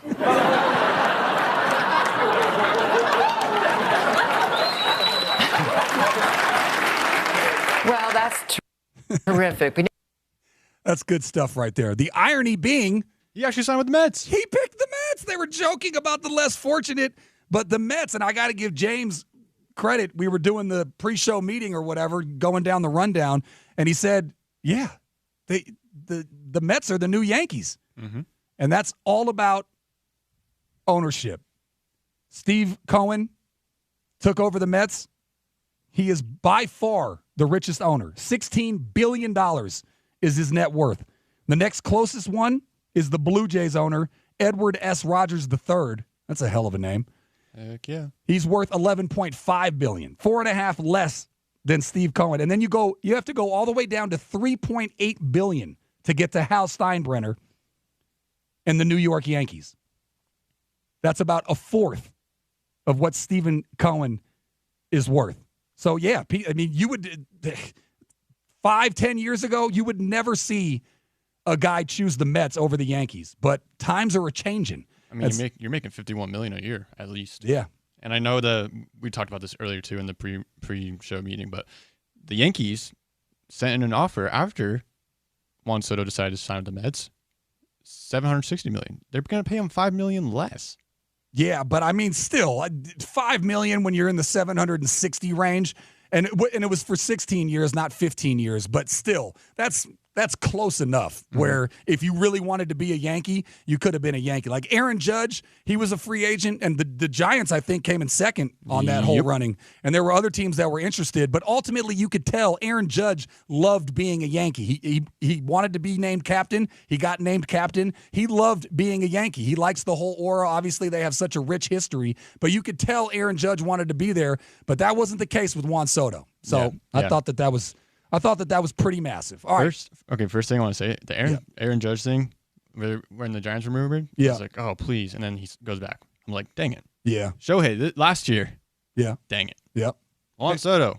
Dang it. Yeah. That's been happening a lot. People are using the Giants for leverage. Mm-hmm. And I hate every second of it. Yeah, I hear you. It's frustrating. Look, dude, you're talking to an A's fan. Our payroll's like $18 million.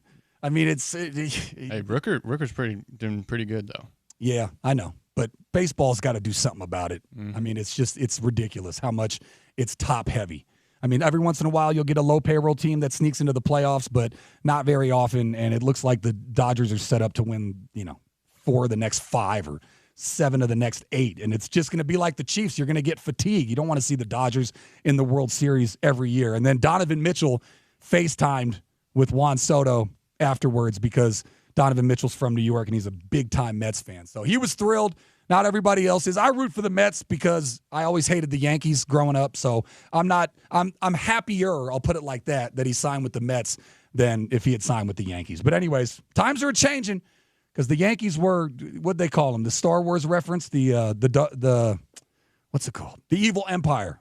They were called for years because they were winning all those World Series and they pretty much signed every free agent. Believe me, they took Jason Giambi from the A's, countless other examples that you can see. But times are a-changing. That's what happens when your owner's worth $16 billion. All right, coming up next, top of the hour, final hour of the program. We will give you some poll update results. Go vote on them at ESPN 700. Text on in 877-353-0700. You're listening to the Sean O'Connell Show. Zakariah filling in right here, ESPN 700 at 92.1 FM.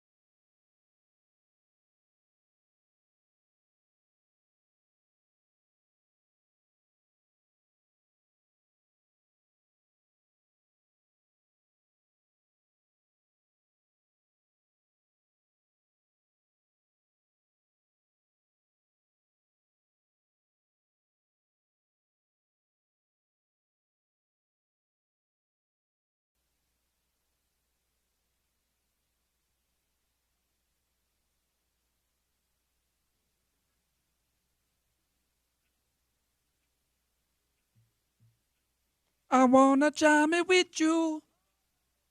We're jamming. Love this song. Welcome on back to the program. Final hour of the program, 2 in the books. Show is flying by. Number 1, when you're having fun, Z-Rob. Number 2, when you have this much to talk about. It's the Sean O'Connell Show. Zakariah filling in right here, ESPN 700, 92.1 FM. Let's update some polls, shall we? Top of the hour. We had 2 really big topics that took place over the weekend. Number 1, Coach Witt got his Michael Jordan on. Said in a statement, I'm back, which is what Michael Jordan did in 1995. So that was one. Thought that was, it was funny. Talking with Alex, he was like, yeah, they had to change the statement. I don't know why they changed it. I think it's pretty cool. Maybe copyright stuff, trademark stuff? No, Jordan didn't copyright I'm back. He might have. I don't know. Yeah, I don't know. I doubt it. Anyways, I thought that was funny that they changed it. But that was number 1. So I wanted to know, and we've asked a form of this question before, but a lot has changed, I think, since the last time that we did something like this. When again, I was surprised. The polls came back 52-48 last time we did something like this.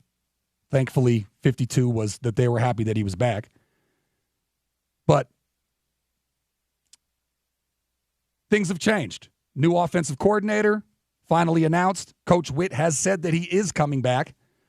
So have your feelings changed? I wanted to know if the people's feelings changed. And looking at it, got almost 100 votes.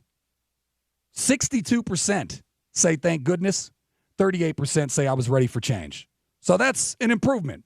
10%. This is like this is an election year. I'm not going to get into politics.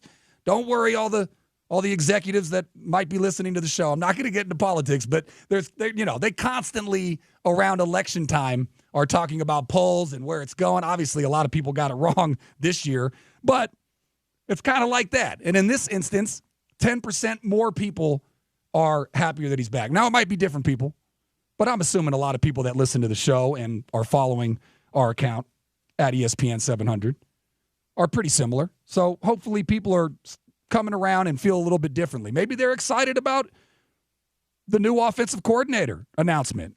I could tell Alex, well, I don't want to put words in his mouth. And again, you can go back and listen to the interview. But Alex Markham, he seemed pretty excited about Jason Beck. So maybe that's changed some things. Obviously, nobody wants a repeat of last year. And I said, as much as I don't like change, especially when I think you have a coach as great as Coach Witt, and even a quarterback, and I heard James in the update, sounds like he's not going to be coming back. He might go play somewhere else. He's got another year of eligibility, but it sounds like it will not be with Utah. I would like to have him back, even though I know he's injury prone and it's hard. As I said, this will be the 3rd time I said it, but if you're just listening now, Coach Nick Saban talked about the biggest thing about why he stepped down, or he didn't say that specifically, I'm reading between the lines, is that it's hard to have depth because so many people that are number 2 on the depth chart want to be number 1. So it's hard to have a great backup, and you saw that. Isaac Wilson obviously was not ready. He gone. But I would like to have Cam back. But even me, who doesn't like change, is thrilled that Coach Witt is coming back, would be very much open to Cam Rising coming back. Even I knew that something had to go. Yeah, it's gonna be a nice reset too. After coming off this season like a little rough, you win 4 straight. All of them were pretty close except Utah State and Weber State. Sorry, not Weber State, SUU. Excuse me. So it's a nice little reset. And, you lost 7 straight this year. Like, that's the most Whittingham's lost. So, it's going to be a nice reset for Utah. And I just wanted to shout out this real quick from the text line. 9142 said, quarterbacks have never been a primary focus for Utah. And it should be a primary focus. And I agree of what you said. Yeah, and look, the offense has been the problem. There's no other way to slice it and dice it. And I know the last 2 years have been rough, but again, a lot of one-score games and a lot of wins and a bowl game last year when you didn't have your quarterback, which is pretty much impossible to do. This year is more likely the scenario when you lose your starting quarterback. than last year was when you were able to win games without having it. So the offense needed to be fixed. Coordinator, whatever, if he was the scapegoat, something needed to change because the defense is certainly not the problem, and they need to start putting some focus on the offense. So I thought it was good to see. So we'll go to that poll. 3 quarterbacks hit the transfer portal. That's a lot. Some people might look at that and go, what's going on? Is the program in shambles? I explained earlier, it's a new offense that's coming in. So the guys that had groomed themselves their entire lives were now going to be in a system that did not fit their skill set. So I'm not panicking over 3 quarterbacks hitting the transfer portal. They needed to hit the transfer portal. Hell, they probably talked to the coach and was encouraged to hit the transfer portal. Yeah, that will happen. And like Jason Beck, like we said earlier, Jason Beck is going to bring some of his guys with him. For sure. I mean, there's a huge difference between a pro-style offense and a spread offense. So you need a quarterback that fits the scheme. Mm-hmm. And the guys that were here are not. So to me, I wasn't panicking at all. I'm actually surprised by this result. Again, 100 votes. 3 quarterbacks hit the transfer portal. Good, an upgrade is needed, or not a good sign. 59% said good, upgrade is needed. 41% said not a good sign. That's a little bit of a bigger number than I guess I was hoping for. I always have hopes that the people feel the same way that I do. Ultimately, that is the majority, 60-40, but not as lopsided as I probably thought that it was going to be. That's pretty close, too. I'm looking at it right now as well. Yeah. So, look, I think ultimately when it's all said and done, I think Utah is a very well-respected program, and I think that kids are going to understand that. And when you go through the recruiting process, you're going to be up now. Again, a lot of it, this is going to be, Jerry Maguire. That's a very old movie, but Tom Cruise is in it. And Cuba Gooding Jr. told him, show me the money. So a lot of this might come down to show me the money. But I think ultimately when we start talking about camp and we're getting ready for the season next year, I think everybody's going to feel a lot better. It's hard to feel good, Z-Rob, when you're coming off a year like this. I mean, this was a really bad year. I did some shows where I was trying to preach positivity. I think one of the shows, they still had a chance to turn their season around and at least make a bowl game. I think at one point they still had a chance to get to the Big 12 title game. And so I was, wishing on a star. I try to preach positivity. In this industry, Z-Rob, you will know that negativity gets better ratings than positivity. Yeah, that's why we have OC has a segment called Air of Grievances. Yes. Well, yeah, and also, I forget, might have been Boomer Esiason, but no, it was Mike and the Mad Dog or something. One of those guys said the Yankees won the World Series, and they did better ratings when something like the Giants or the Jets or whatever, or the Mets maybe, fired their coach and they had a terrible season. Like, more people react because they're angry than they do when they're happy. But I like to do positivity because that's, I'm a positive person, positive Pete, if you will. So, look, it's hard to feel good about the team and the program when you had a year like this. It was bad, I mean, every time you looked up, they were taking an L. They did end the season on a high note, but for the most part, it was ugly. So those are your polls. Again, you can keep the text coming. Z-Rob just read one, 877-353-0700. You can tweet at me at Zach Sports, ZAK Sports. The other big news, the college football playoff field was announced on Sunday. I don't know why they did that on Sunday. I would have waited till Tuesday because I would never want to go against the NFL, but college football has such a big following that they don't care. I'm sure the ratings were fantastic, even though it was on Football Sunday. But undefeated Oregon, man, they look good. Earned the number 1 overall seed. And SMU, despite a loss in the ACC championship to Clemson, nudged out Alabama to earn the final spot. Now, a lot of what goes into that, I'm sure if that SMU-Clemson game was not close, Alabama would have got in there. That was the big shocker to me because I always feel like these committees, whether they say it or not, and they're never going to say that it's part of the criteria, but they're going to want to get teams like Alabama and Notre Dame that draw big numbers into it. So I was pretty shocked that Alabama did not make it, and I'm sure the fan base. Paul Feinbaum, man, that guy, I'm not going to say he's stealing money because I'm sure he's a hard worker and he's good at what he does, but the Alabama fan base pretty much just does his show. I think he does a 5-hour solo show, Z-Rob, and it's basically just angry Alabama fans calling in. He just sits there and he just goes, Tom and whatever, you know? So Alabama did not make it. And then Clemson, they're a 3-loss team, but they won the ACC title game. So that's part of the good part of being in a Power 4 is that you get in if you win your title game. So they had 3 losses, some ugly ones too, but they get in on the last-second 56-yard field goal. Again, over SMU. So they're in. And then these are the other first-round matchups. Number 11 seed SMU is at number 6 Penn State. I think, what's the coach's name at Penn State?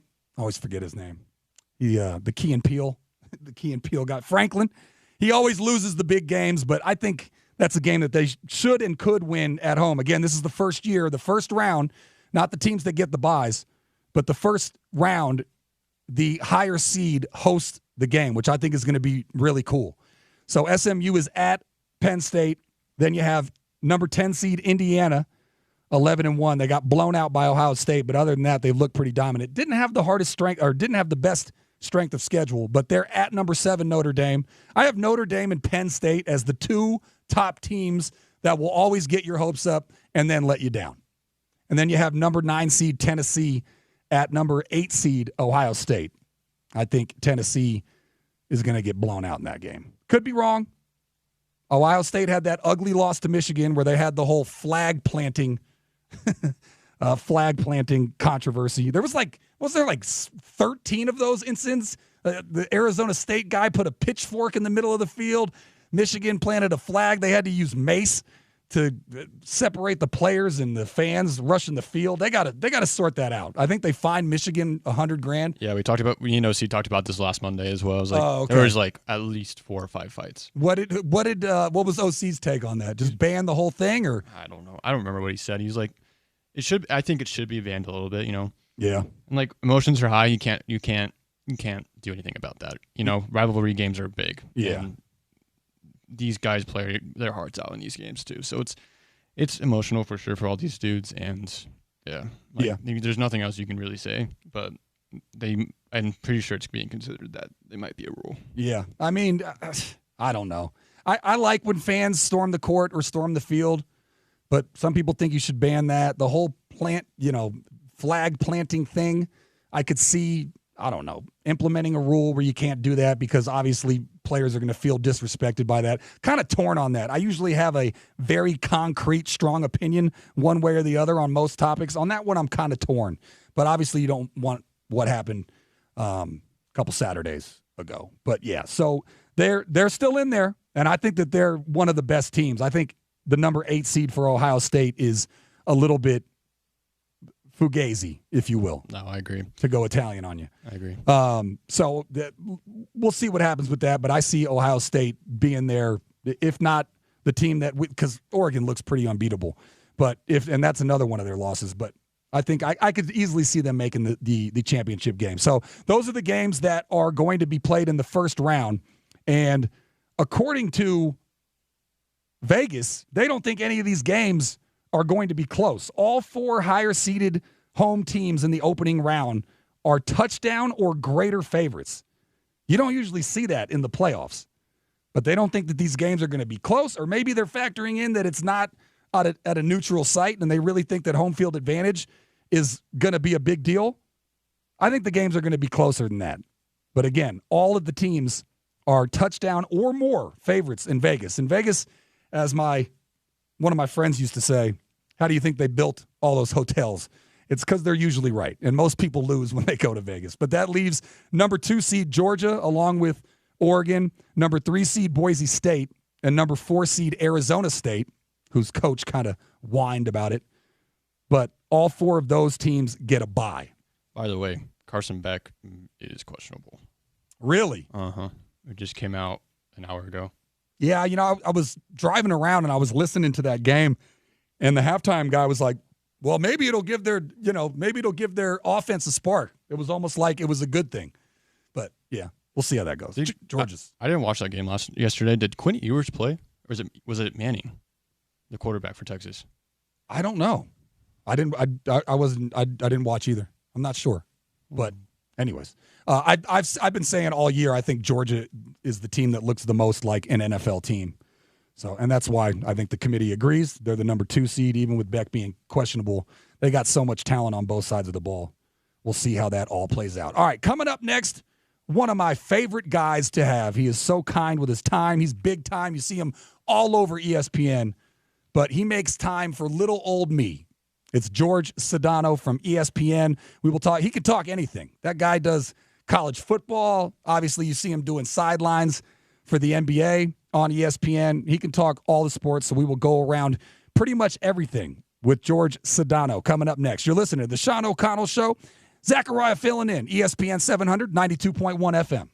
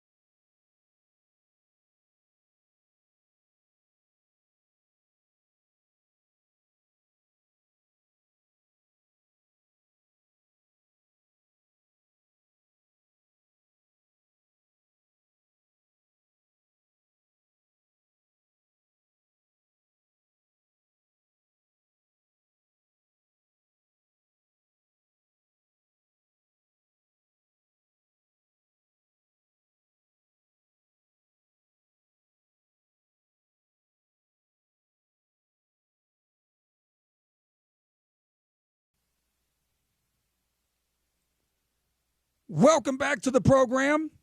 It is the Sean O'Connell Show. Zakariah filling in right here at ESPN 700. Coming up at 1:45, we got some topical trivia. 2 tickets to Keith Urban in concert. So you're going to want to stick around. If you can answer the question first, you will win a pair of tickets to go see Keith Urban. But right now, it is my pleasure to introduce a guy who has no business giving me his time, which he is so generous with, and I appreciate so much. And it's because he's so busy. Just look at his Twitter bio, at Sedano, or on X, I'm sorry, I'm never going to learn that. But he's ESPN NBA, play-by-play for ESPN College Football ACC Network. You see him on Around the Horn. ESPN Los Angeles Radio and play-by-play on ESPN Radio. But he's most famous for getting Pop to smile during a sideline interview. He is George Sedano. George, thank you so much for joining me, sir. Hey, bud, how are you? No complaints, just, talking about sports and getting paid for it, which is not so bad. How are you doing? Yeah, I hear you. All good, thanks. Yeah, okay. Well, I can go anywhere with you, but let's start with the college football playoff. I want to first and ask you, which kind of guy are you? Are you the one that loves all the weeks and the revealing leading up to the final? Because it's good for our business. It gives us fodder to argue about who should be in and who should not be in. Or are you the kind of guy that's like, just wake me up when it's finalized? No, I think that the journey is always interesting because college football has more parity than it's ever had. So I think that, I find it fascinating, not only the different machinations of what the committee comes up with, but I also find the politicking pretty hilarious too at times. Yeah, no, for sure. I mean, if you saw Lane Kiffin, he wrote like a 5-page essay on why his team should be in. And then you had Sun Devils head coach Kenny Dillingham had some funny sounds saying that we should be treated like this, not like Florida State was last year. So now that it is finalized, George, any surprises there? Anything that stood out? I think for me, I figured the committee, based on how popular Alabama is, was going to find a way to get them in. But was there any surprises to you when you saw the final bracket? You forgot to mention that in that 5-page essay, Lane Kiffin didn't mention that they lost to a 4-8 Kentucky team at home. Well, of course, he wasn't going to mention that. Never made the essay, but yeah. I guess. Look, I'm happy that SMU made it in. They're deserving of being in, and I guess I was pleasantly surprised that Alabama didn't get in, and not pleasant because Alabama didn't get in, but pleasant because the conference championship games mean something. Mm-hmm. You know what I mean? Like, yep. What's the point of having them if you're not going to reward a team who got into one? That to me is the way I look at it. And, I know the arguments. I heard Paul Feinbaum and everyone kind of mentioning it today and whatnot. And look, I respect Paul, but this argument about strength of schedule, well, strength of schedule is pretty subjective to me because we're basing it off what we believe to be the best teams based off whatever recruiting metrics we may use, which, by the way, is a completely inexact science when you're talking about recruiting 17 and 18-year-olds. This isn't the NFL, which, by the way, the NFL misses at 50% in the first round alone, and it gets way worse as time goes by. So this notion that we can kind of project strength of schedule based on what we think these teams are going to do with 17, 18, 19-year-olds is patently absurd. So I just am not a big fan of the whole argument of strength of schedule because I think the whole thing is subjective, although we're trying to make it seem like it's objective.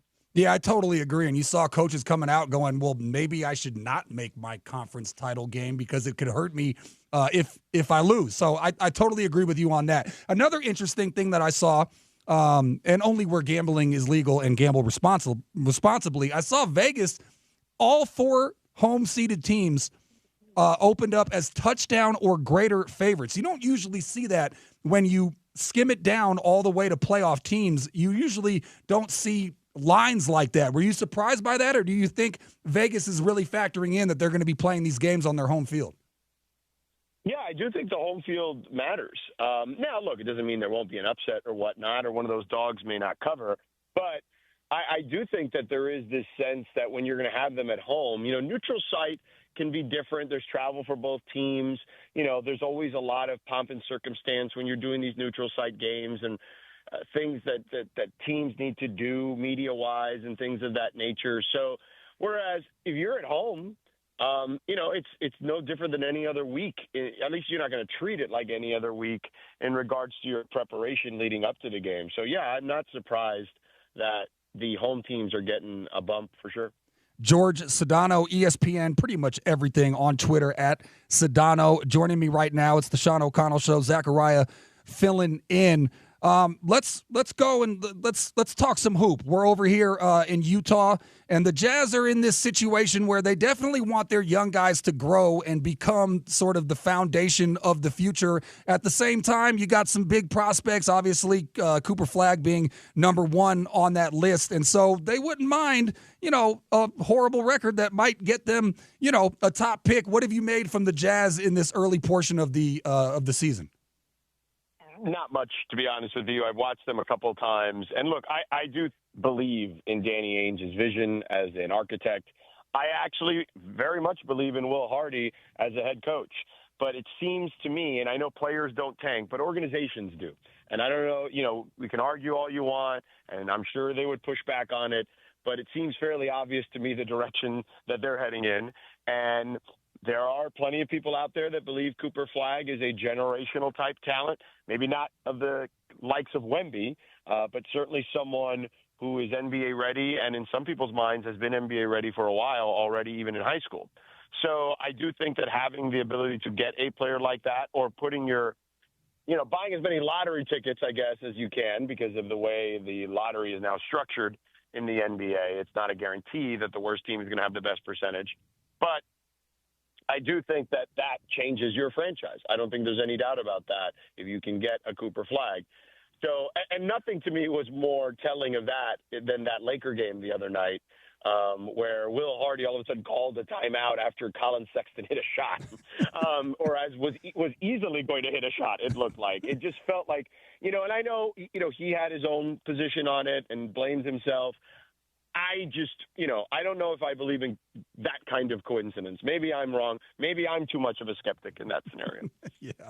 Yeah, no, I hear you. I love conspiracy theories as much as anybody. I do believe that there was a frozen envelope when the Knicks got the number one pick in Patrick Ewing back in the day. So, look, I think they're kind of torn between wanting to see their players develop, but also they would not be upset at having a high pick. All right, part of the reason why I love having you, George, is I can go anywhere with you. We did a little college football, did a little NBA. Want to move over to the NFL. The Chiefs, man.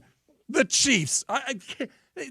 We played the clip from Breaking Bad. You can't keep getting away with this. I mean, it's crazy. An average of 15 points their wins have been by over the past 5 games for an average of a mere field goal. You've got blocked field goals. You're hitting. You got a doink field goal that goes in for you. You got the bad snap against the Raiders. Can the Chiefs keep this up, or do you think ultimately this is going to catch up to them like it did Walter White in Breaking Bad? I don't believe in luck. I believe you make your own luck. And I think that when it comes to the end of the games, and I know it doinked through or whatnot or whatever, and that, that stuff is, just that stuff can be just good fortune or bad fortune. But to put yourself in that position, that's where you make your own luck, okay? In regards to, you got to get to that point on the field. And you're talking about a team that has been in so many close games over the last several years that they've built a muscle memory on how to handle that. And, Malcolm Gladwell has the famous book, about the 10,000 reps or whatnot. And, once you've been in a situation so many times, you've had so many reps, like it just becomes second nature. The emotions don't get to you in those scenarios. It becomes more of a callus, if anything. And I think that the Chiefs are there. By the way, the Patriots were there for basically 20 years. You know what I mean? So it just is what it is. We can call it luck all we want. And there are aspects of it that are luck. But I think overall, getting yourself in those positions is your own luck that you're making. Yeah, I mean, basically Patrick Mahomes 10,000 times has been down 1 or 2 points and had 3rd and long and either pretends like he's going to run and then throws it or pretends like he's going to throw it and then runs it. So, yeah, I mean, I hear you. They always at the end find a way to win. So I'm not terribly surprised by that. So out here in Utah, George, there's no NFL team. So you get a little bit of everything, but there are a lot of Broncos fans out here. And I want to know what you make of Bo Nix and Sean Payton. I kind of rolled my eyes when Payton acted like he was so excited that he got Bo Nix, and that was the number one quarterback that he wanted. And, I mean, there was a lot of quarterbacks that were drafted ahead of Nix. But what have you made of the Broncos so far? Well, I'm a big Sean Payton guy, and look, I mean, the guy made Taysom Hill a viable quarterback for a stretch of time. You know what I'm saying? Like, in regards to handling of quarterbacks, there are very few guys that are as good as him. So when he drafted Bo Nix, he drafted a ready-made player, a kid who's already been through a lot in his college days, right? Was at Auburn, where his dad played. It didn't work out. Went to Oregon. Already understands kind of the business of football in some ways. And I think that it's kind of an easy marriage, because even though he may not be the most uber-talented quarterback, he's got a strong enough arm. He's certainly accurate enough. And again, he's been through enough offenses, even at the college level, that he understands and can grasp things quickly. That's what happens when you get an older player. Look at it like in the NBA. We saw it last year. You look at guys like Brandon Miller and Wemby and Holmgren or whatever who were on the All-NBA team, but so was Jaime Jaquez Jr., who was a four-year player at UCLA. And I look at Bo Nix, and I think of him similarly, right? Dalton Knecht for the Lakers, kind of similarly in the NBA. A guy who understands how to play the game and how to play the position in this particular case, and you link him up with a coach who has taken a lot of different guys and had success with them at that position. I felt like they would have success sooner rather than later. Are they slightly ahead of schedule? Yeah, probably. But I do think that a lot of that is the combination of those two and what they've brought to the table. Final question, and then I'll let you go. Pivoting back to college football, the Big 12, the predictions totally flipped. The teams that people thought were going to be at the top, Oklahoma State and Utah, were at the bottom, and teams that some people thought were going to be at the bottom, Arizona State, end up winning the conference. Do you think that at large, nationwide, and I know that you're an ACC guy, but do you think in general, do you think the reputation of the Big 12 got better or worse at the end of the season? Well, I think it got better. I think that for me, and this is going to be a battle, and we're going to kind of finish similarly to the way we started. This is going to be a battle of explaining to America that what they've seen over the last 20 years about the SEC and kind of the top of the Big Ten, right, is that that conference and the top of the other conference have been the teams to beat. And if you look at it over the last 20 years, it's hard to argue that that's the case. But NIL and the portal has leveled the playing field in a way that the SEC particularly will be hurt the most, I think, overall. And I think that the top of the Big Ten has been hurt to an extent, too. So I think that helps the Big 12. That helps the ACC. And I think as long as you're willing to make the financial commitment to football or athletics, right? But in this particular case, we're talking about football. I think that you can compete in the modern day college football in the Power Four. And what you need is you need a good fundraiser, right? So an AD who can help do that. You need a coach who can recruit his butt off, right? I think that there's that. And when you look at the guys in the top of that conference, right? Kenny Dillingham, good assistant coach, OC at Oregon, right? Heck of a recruiter, no doubt about it. Like, you look at what he did so quickly, right? BYU, you look at that particular group and what they've been able to do and how they develop players, by the way, very well and very quickly, historically. Matt Campbell's another guy that has done a great job with player development over his time.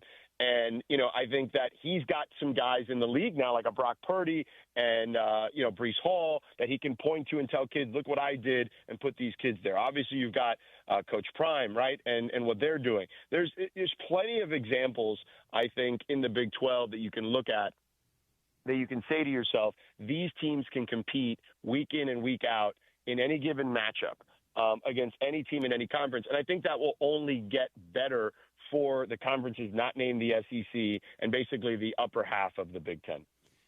ESPN, everything. Go find out where you can find him at Sedano, one of the hardest working guys in showbiz, and he makes time for me. George Sedano, thank you so much for your time, sir. Enjoy your week. You got it, bud. Take care. Have a good one. Happy holidays. Hey, you too. George Sedano. Love that guy. Z-Rob. It's my guy. I text him. A lot of people could just ignore me. A lot of people do ignore me. He's not one of them, though. And I appreciate him for that. He's always got good insight. I could ask him about anything. I almost threw him a Utah Hockey Club question, but I don't know how much Utah Hockey Club he's watching. You know, they do hockey on Around the Horn, but I didn't want to catch him off guard. Yeah, probably not a good idea. Yeah, and he said he watched a couple of Jazz games. That was interesting. We could actually cut that up. You know what I mean? I think that Spence might want to use that. Where he said that he called the timeout after the Clarkson bucket. And that I'll cut up for Spence. Seemed a little fishy, but that's the kind of good stuff that you get. All right, coming up next, speaking of Spence Checketts, we will do some crosstalk with him. And also, if you want a couple of tickets, go with your buddy, go with your significant other, whoever you want to roll with to go see Keith Urban, we got a question for you. I will ask it, and the first one to text in will win it. And then we'll see what Spence has going on for the drive. All that coming up next. You're listening to the Sean O'Connell Show. Zakariah filling in right here, ESPN 700.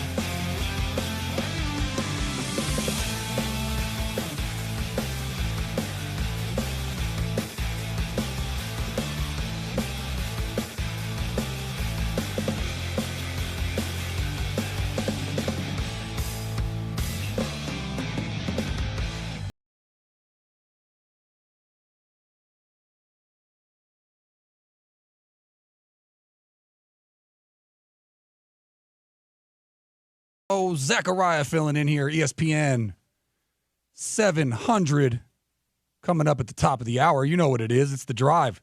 We'll check in with Spence Checketts here in just a second. Oh, no, I've been signed out.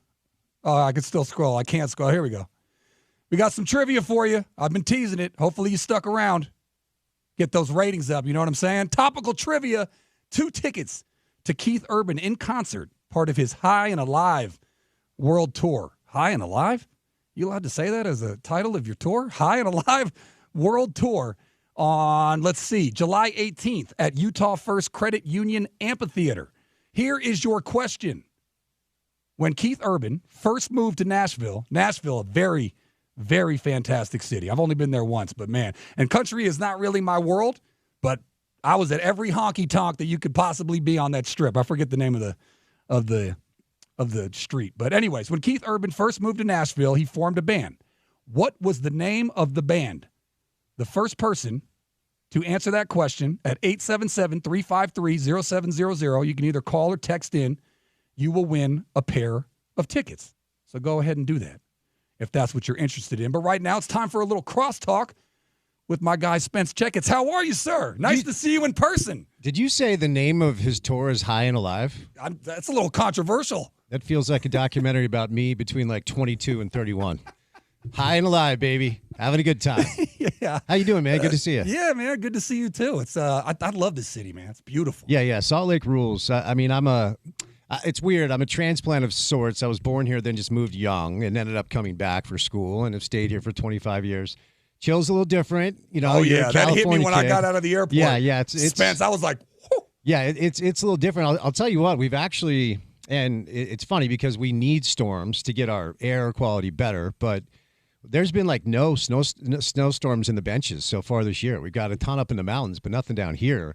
Because when you're shoveling 2 or 3 times a week outside in 22-degree, 15, 22-degree weather, that hits you a little bit different. Yeah, sure. no. But luckily, I like it cold. Good for you. And I packed accordingly. I mean, it sucks when you have to pack for cold because less room, obviously. Yes, exactly. The garments are a little bit bigger. But no, I love the cold. And, I'm looking forward to exploring the city over these next 2 weeks. And I went to an establishment yesterday to watch the games. Okay, where'd you go? I'm not gonna give him a plug because I asked to speak to the owner, but he wasn't there. Okay. Or a manager or something. I'm gonna try to get him to sponsor. I like it. I'm trying to get my Zakariah Hour sponsored. So, but no, man. Had a good time with that.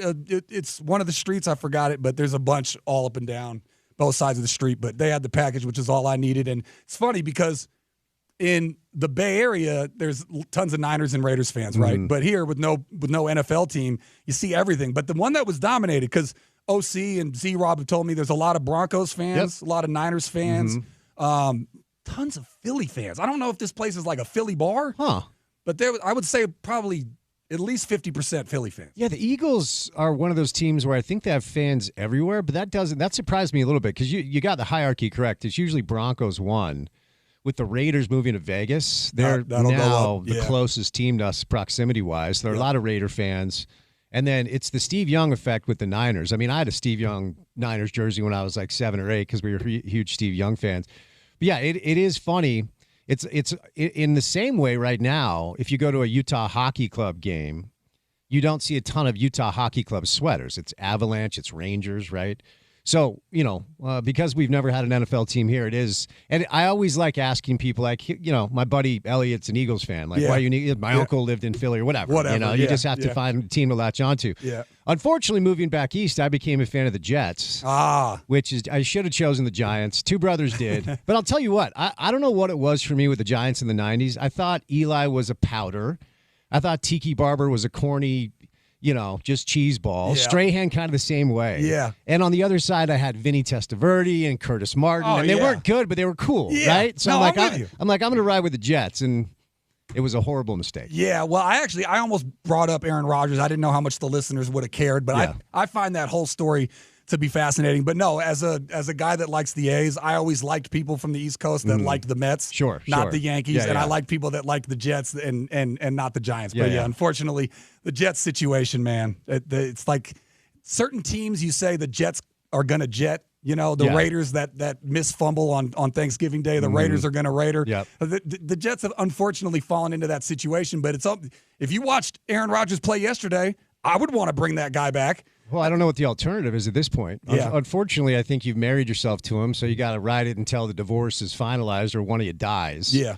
But the Mets with a shot across the bow that came across the wire yesterday is Soto's going to take a little bit of cash just to go to a different borough. That was crazy. Yeah, and there were rumblings about that because the Yankees did, I think, offer $760 million. It was $5 million less and a year more, but that was a clear situation where Juan Soto said the Mets have a better future than the Yankees, even though the Yankees got to the World Series last year. Right, and the Mets have a new owner in Steve Cohen who is hell-bent on finally building the Mets the right way.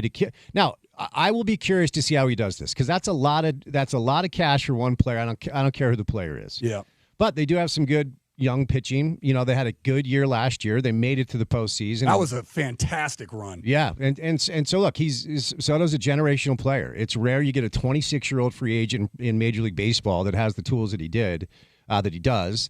And unfortunately, as a Yankee fan, we'll watch him play for the team across the city. Yeah, and look, they took the Dodgers to, I believe, 6. But yeah, to your point about Steve Cohen, I pulled this up earlier. $16 billion he's worth. The second richest owner is Edward S. Rogers III of the Blue Jays, 11.5. That's 4.5 less. And then to get to the Yankees, you got to go all the way down. Hal Steinbrenner, 3.8, basically a fourth of what Steve Cohen is worth. And he's serious. So they're like the new Yankees. Yeah, he's serious about spending money. Yeah. So it'll make it fun. Yeah. Because that has not been an even playing field rivalry in a number of years. No, and my whole time growing up, it was the Yankees that all the A's players would go there when they wanted their fat contracts, but the Mets are the new Yankees. All right, unlike Sean O'Connell, I don't want to eat into too much of your show. You're good, man. You're overthinking this, okay? You're overthinking this. You're good. You're good. But I respect the clock. OC does not. Because when I was coming up, my program director was like, if you're not out at 26, 42, and 56, like, you're fired. I worked for one of those guys back in the day. They're a little bit more lax here. Yep. But I did want to ask you, I opened the show by saying, sometimes you just get a gift from the sports gods, and there's too much to talk about. There's some shows where you're like, what am I going to talk about? Yeah. But so much stuff that happened over the weekend. So I just wanted to pick your brain on the 2 poll questions I put up. One was about Coach Witt. I played a Mace song, Welcome Back, when Mace had retired from rapping. There we go. He went to go preach, and then he came back. Mace is one of the few bad boy artists that's okay to play right now. Oh, very good point. Somehow he's skated out of all that. He's like a preacher for a while, wasn't he? Yeah. Well, I don't know if you saw I don't know if you saw the Jay-Z news. But anyways, unfortunately. Coach Witt coming back, and it's changed a little bit. One time when I did a poll, this is before he announced that he was coming back, I did something similar where I asked the people, do you want him back? And it was 52-48. He did win. More people wanted him back than not. This one, it went up 10 points. So it went to 62-38. But how'd you feel about the Michael Jordan-esque announcement where he just said the 2 words, I'm back? Yeah. And how do you think that's shaking out? Because there's rumors, little things in the air that maybe there's some impatience in terms of the the defensive coordinator that is going to be stepping in for him. Did you watch Succession? Did you see the TV show Succession? I tried to start it a couple of times. I haven't gone through. There's this dynamic where the head it's a family, right? The head of the family. Brother and a sister. It's based off of Rupert Murdoch. There's a special corner of hell reserved for Rupert Murdoch. We won't get into that right now. Okay. But the father at every stop is thought to be on the precipice of giving the company over to his oldest son. Mm-hmm. And then as soon as that happens, he decides he wants back in the game. Yeah. And that's what this is starting to feel like a little bit. Because the succession plan is in place. Yes. But Papa Roy's not ready to give it up. Yeah. I did see the first episode, so I know exactly what you're talking about. I'm telling you, if you want a good binge, it is an awesome show. Yeah. But I had, I think I'm okay saying this, I had coffee with a very powerful Utah booster on Friday who reached out and asked if I'd sit down with him. And he's the type of guy you just say yes. You tell me when, I'll be there. Right? Gotcha. And it was interesting because for the first time, somebody like that expressed that it might be time to move over to Morgan. Now, look, from a sports talk radio host perspective, you understand this because you've been doing the game for forever. I can't do the thing on a Monday where I'm going to crack my mic at 2:15 or whatever and say the game is past Kyle by. I'm not doing that thing. Yeah. Because that's stupid. Mm-hmm. This is his 21st year. He's won an incredible amount of his games. But there is a time where it might be time to see what's next. And the problem with this topic today is we're doing it off a season that, in my opinion, is the worst season Utah football has had under Kyle. Yep. Now, wins and losses, there have been a couple of seasons where you can be analogous, but juxtaposed with preseason expectations where everybody picked them to win the Big 12. Not just local media, national media, Vegas. Utah's the favorite. So you're the favorite to win the thing. And I was on the sideline when Cam Rising ran into that table and walked off the field, and I went, all right, well, this changes everything. And you can be reductive and say, if Cam's healthy, so many things change, but unfortunately, you got 4 hours of radio to do. You can't be that simple. Yep. So to do the topic today, Kyle has, in my opinion, the worst season he's had as the head coach at Utah. Mass exodus of players to the transfer portal. And that really happened this weekend, right? How much of that is tied to Kyle coming back? I have no idea. New offensive coordinator. I understand the deal. Like, if Morgan's elevated to head coach, Kyle steps aside. Jason Beck is hired as the OC. Who's your defensive coordinator? You're replacing both coordinators and the head coach. But was that the right path based off of the results that we just saw? So I don't fully know what this means for the long-term future of Utah football, because it does feel like, I mean, I think he's got a couple of years left under contract. But it feels like the way he announced it, the timing that he announced it, this does have a little bit of a last dance feel, right? So I can't do the thing where I'm going to crack the mic today and say the guy should step down. I'm going to try to come at it from every different vantage point, the vantage point of alumni and boosters, because the community of your member institution now is as important as it ever has been. University of Utah Athletic Department, they're asking the members of this community to love Utah football, to buy season tickets, to buy food and bev, to buy merch, buy everything you can when you're at the stadium. And oh, by the way, here's a follow-up letter. As a season ticket holder or an alumni, we need you to donate now to our collective because we have to pay these players. Mm-hmm. And because of that, there is a little bit of like a Green Bay Packers feel in the NFL. If you want my money, then you have to deal with what my input's going to be. Mm-hmm. And if there's a big portion of our community right now that does feel like it's time for Kyle to, go over to this advisory role. Yeah. If you're Taylor Randall, the president of the school, if you're Mark Harlan, the AD, you have to start listening. Yeah. Maybe in a way that you didn't a couple of years ago. Yeah. Well, you touched on it a little bit, but that was the second part is not one, not two, but three, Wilson, Rose, and Heward all entering the transfer portal. And I thought that this poll was going to come back a little bit less of people panicking. To me, you can just simply, very easily point to a change in the offensive coordinator, bringing in Beck. You're going to have a different style of offense. So one is a pro-style offense, and the other is spread. And so it's almost like you want those quarterbacks to leave because their skill set is not matching up to it. So I'm not panicking at all, but 60-40 was a little closer than I expected, over 100 votes or whatever. Yeah, the Isaac thing is, I think the Isaac thing hurts only because of this. He, as far as his pedigree goes, 4-star kid, could have gone to Miami, like 20 different big-time schools, chooses Utah. There's a chance that Isaac ends up in a spot where he's going to sit for a year like he was supposed to at Utah, learn from a really good vet, take over, and kill it. That could very well happen because that's the type of talent the kid has. Brandon Rose, all due respect, Sam Heward, like, if you guys really were the guys, we would have seen more of you. Yes, there's a conversation to be had about Brandon looked good against BYU. Should he have been the guy after Cam went down? I get all that. But I do think the Isaac thing hurts because Utah football, historically speaking, does not sign quarterbacks out of high school that has the type of pedigree Isaac has. Yeah. But to me, it'd be because of the timing. Jason gets hired. All those guys get gone. I wouldn't be stunned if Jason or Kyle or whoever pulled a little bit of a Dion and said, look, if you guys want to play, you got to get gone. I don't know that. Yeah. But Jason might want his QB who's in the transfer portal, and that messaging could have been sent to the other players. It makes sense. If the system changes, you're going to have personnel changes. All right, finally, I had George Sedano on just now, and I told my guy Z-Rob, there's too many Zachs floating around, so I call him Z-Rob I like now. that. Okay. He said that's what he was called growing up. So, okay. That was my nickname in high school. He had a nice little tidbit in there that I think you should play, or at least just listen to it if you want. Sure. But talking about Will Hardy calling that timeout after a made bucket, which you don't normally see. Coaches call timeouts when things are going bad, not going well. So I'm not saying that he said that there was some intentional tanking in there, but I did find it interesting that he said that he didn't think it was a coincidence. is just real quick, and I'll listen to that and definitely play it back for sure. Is Sedano as nice as he seems? He is unbelievably kind to me. He seems like the sweetest guy. Because I'm not a star like you. Oh, come on. But I mean, seriously though, he doesn't have to give me his time.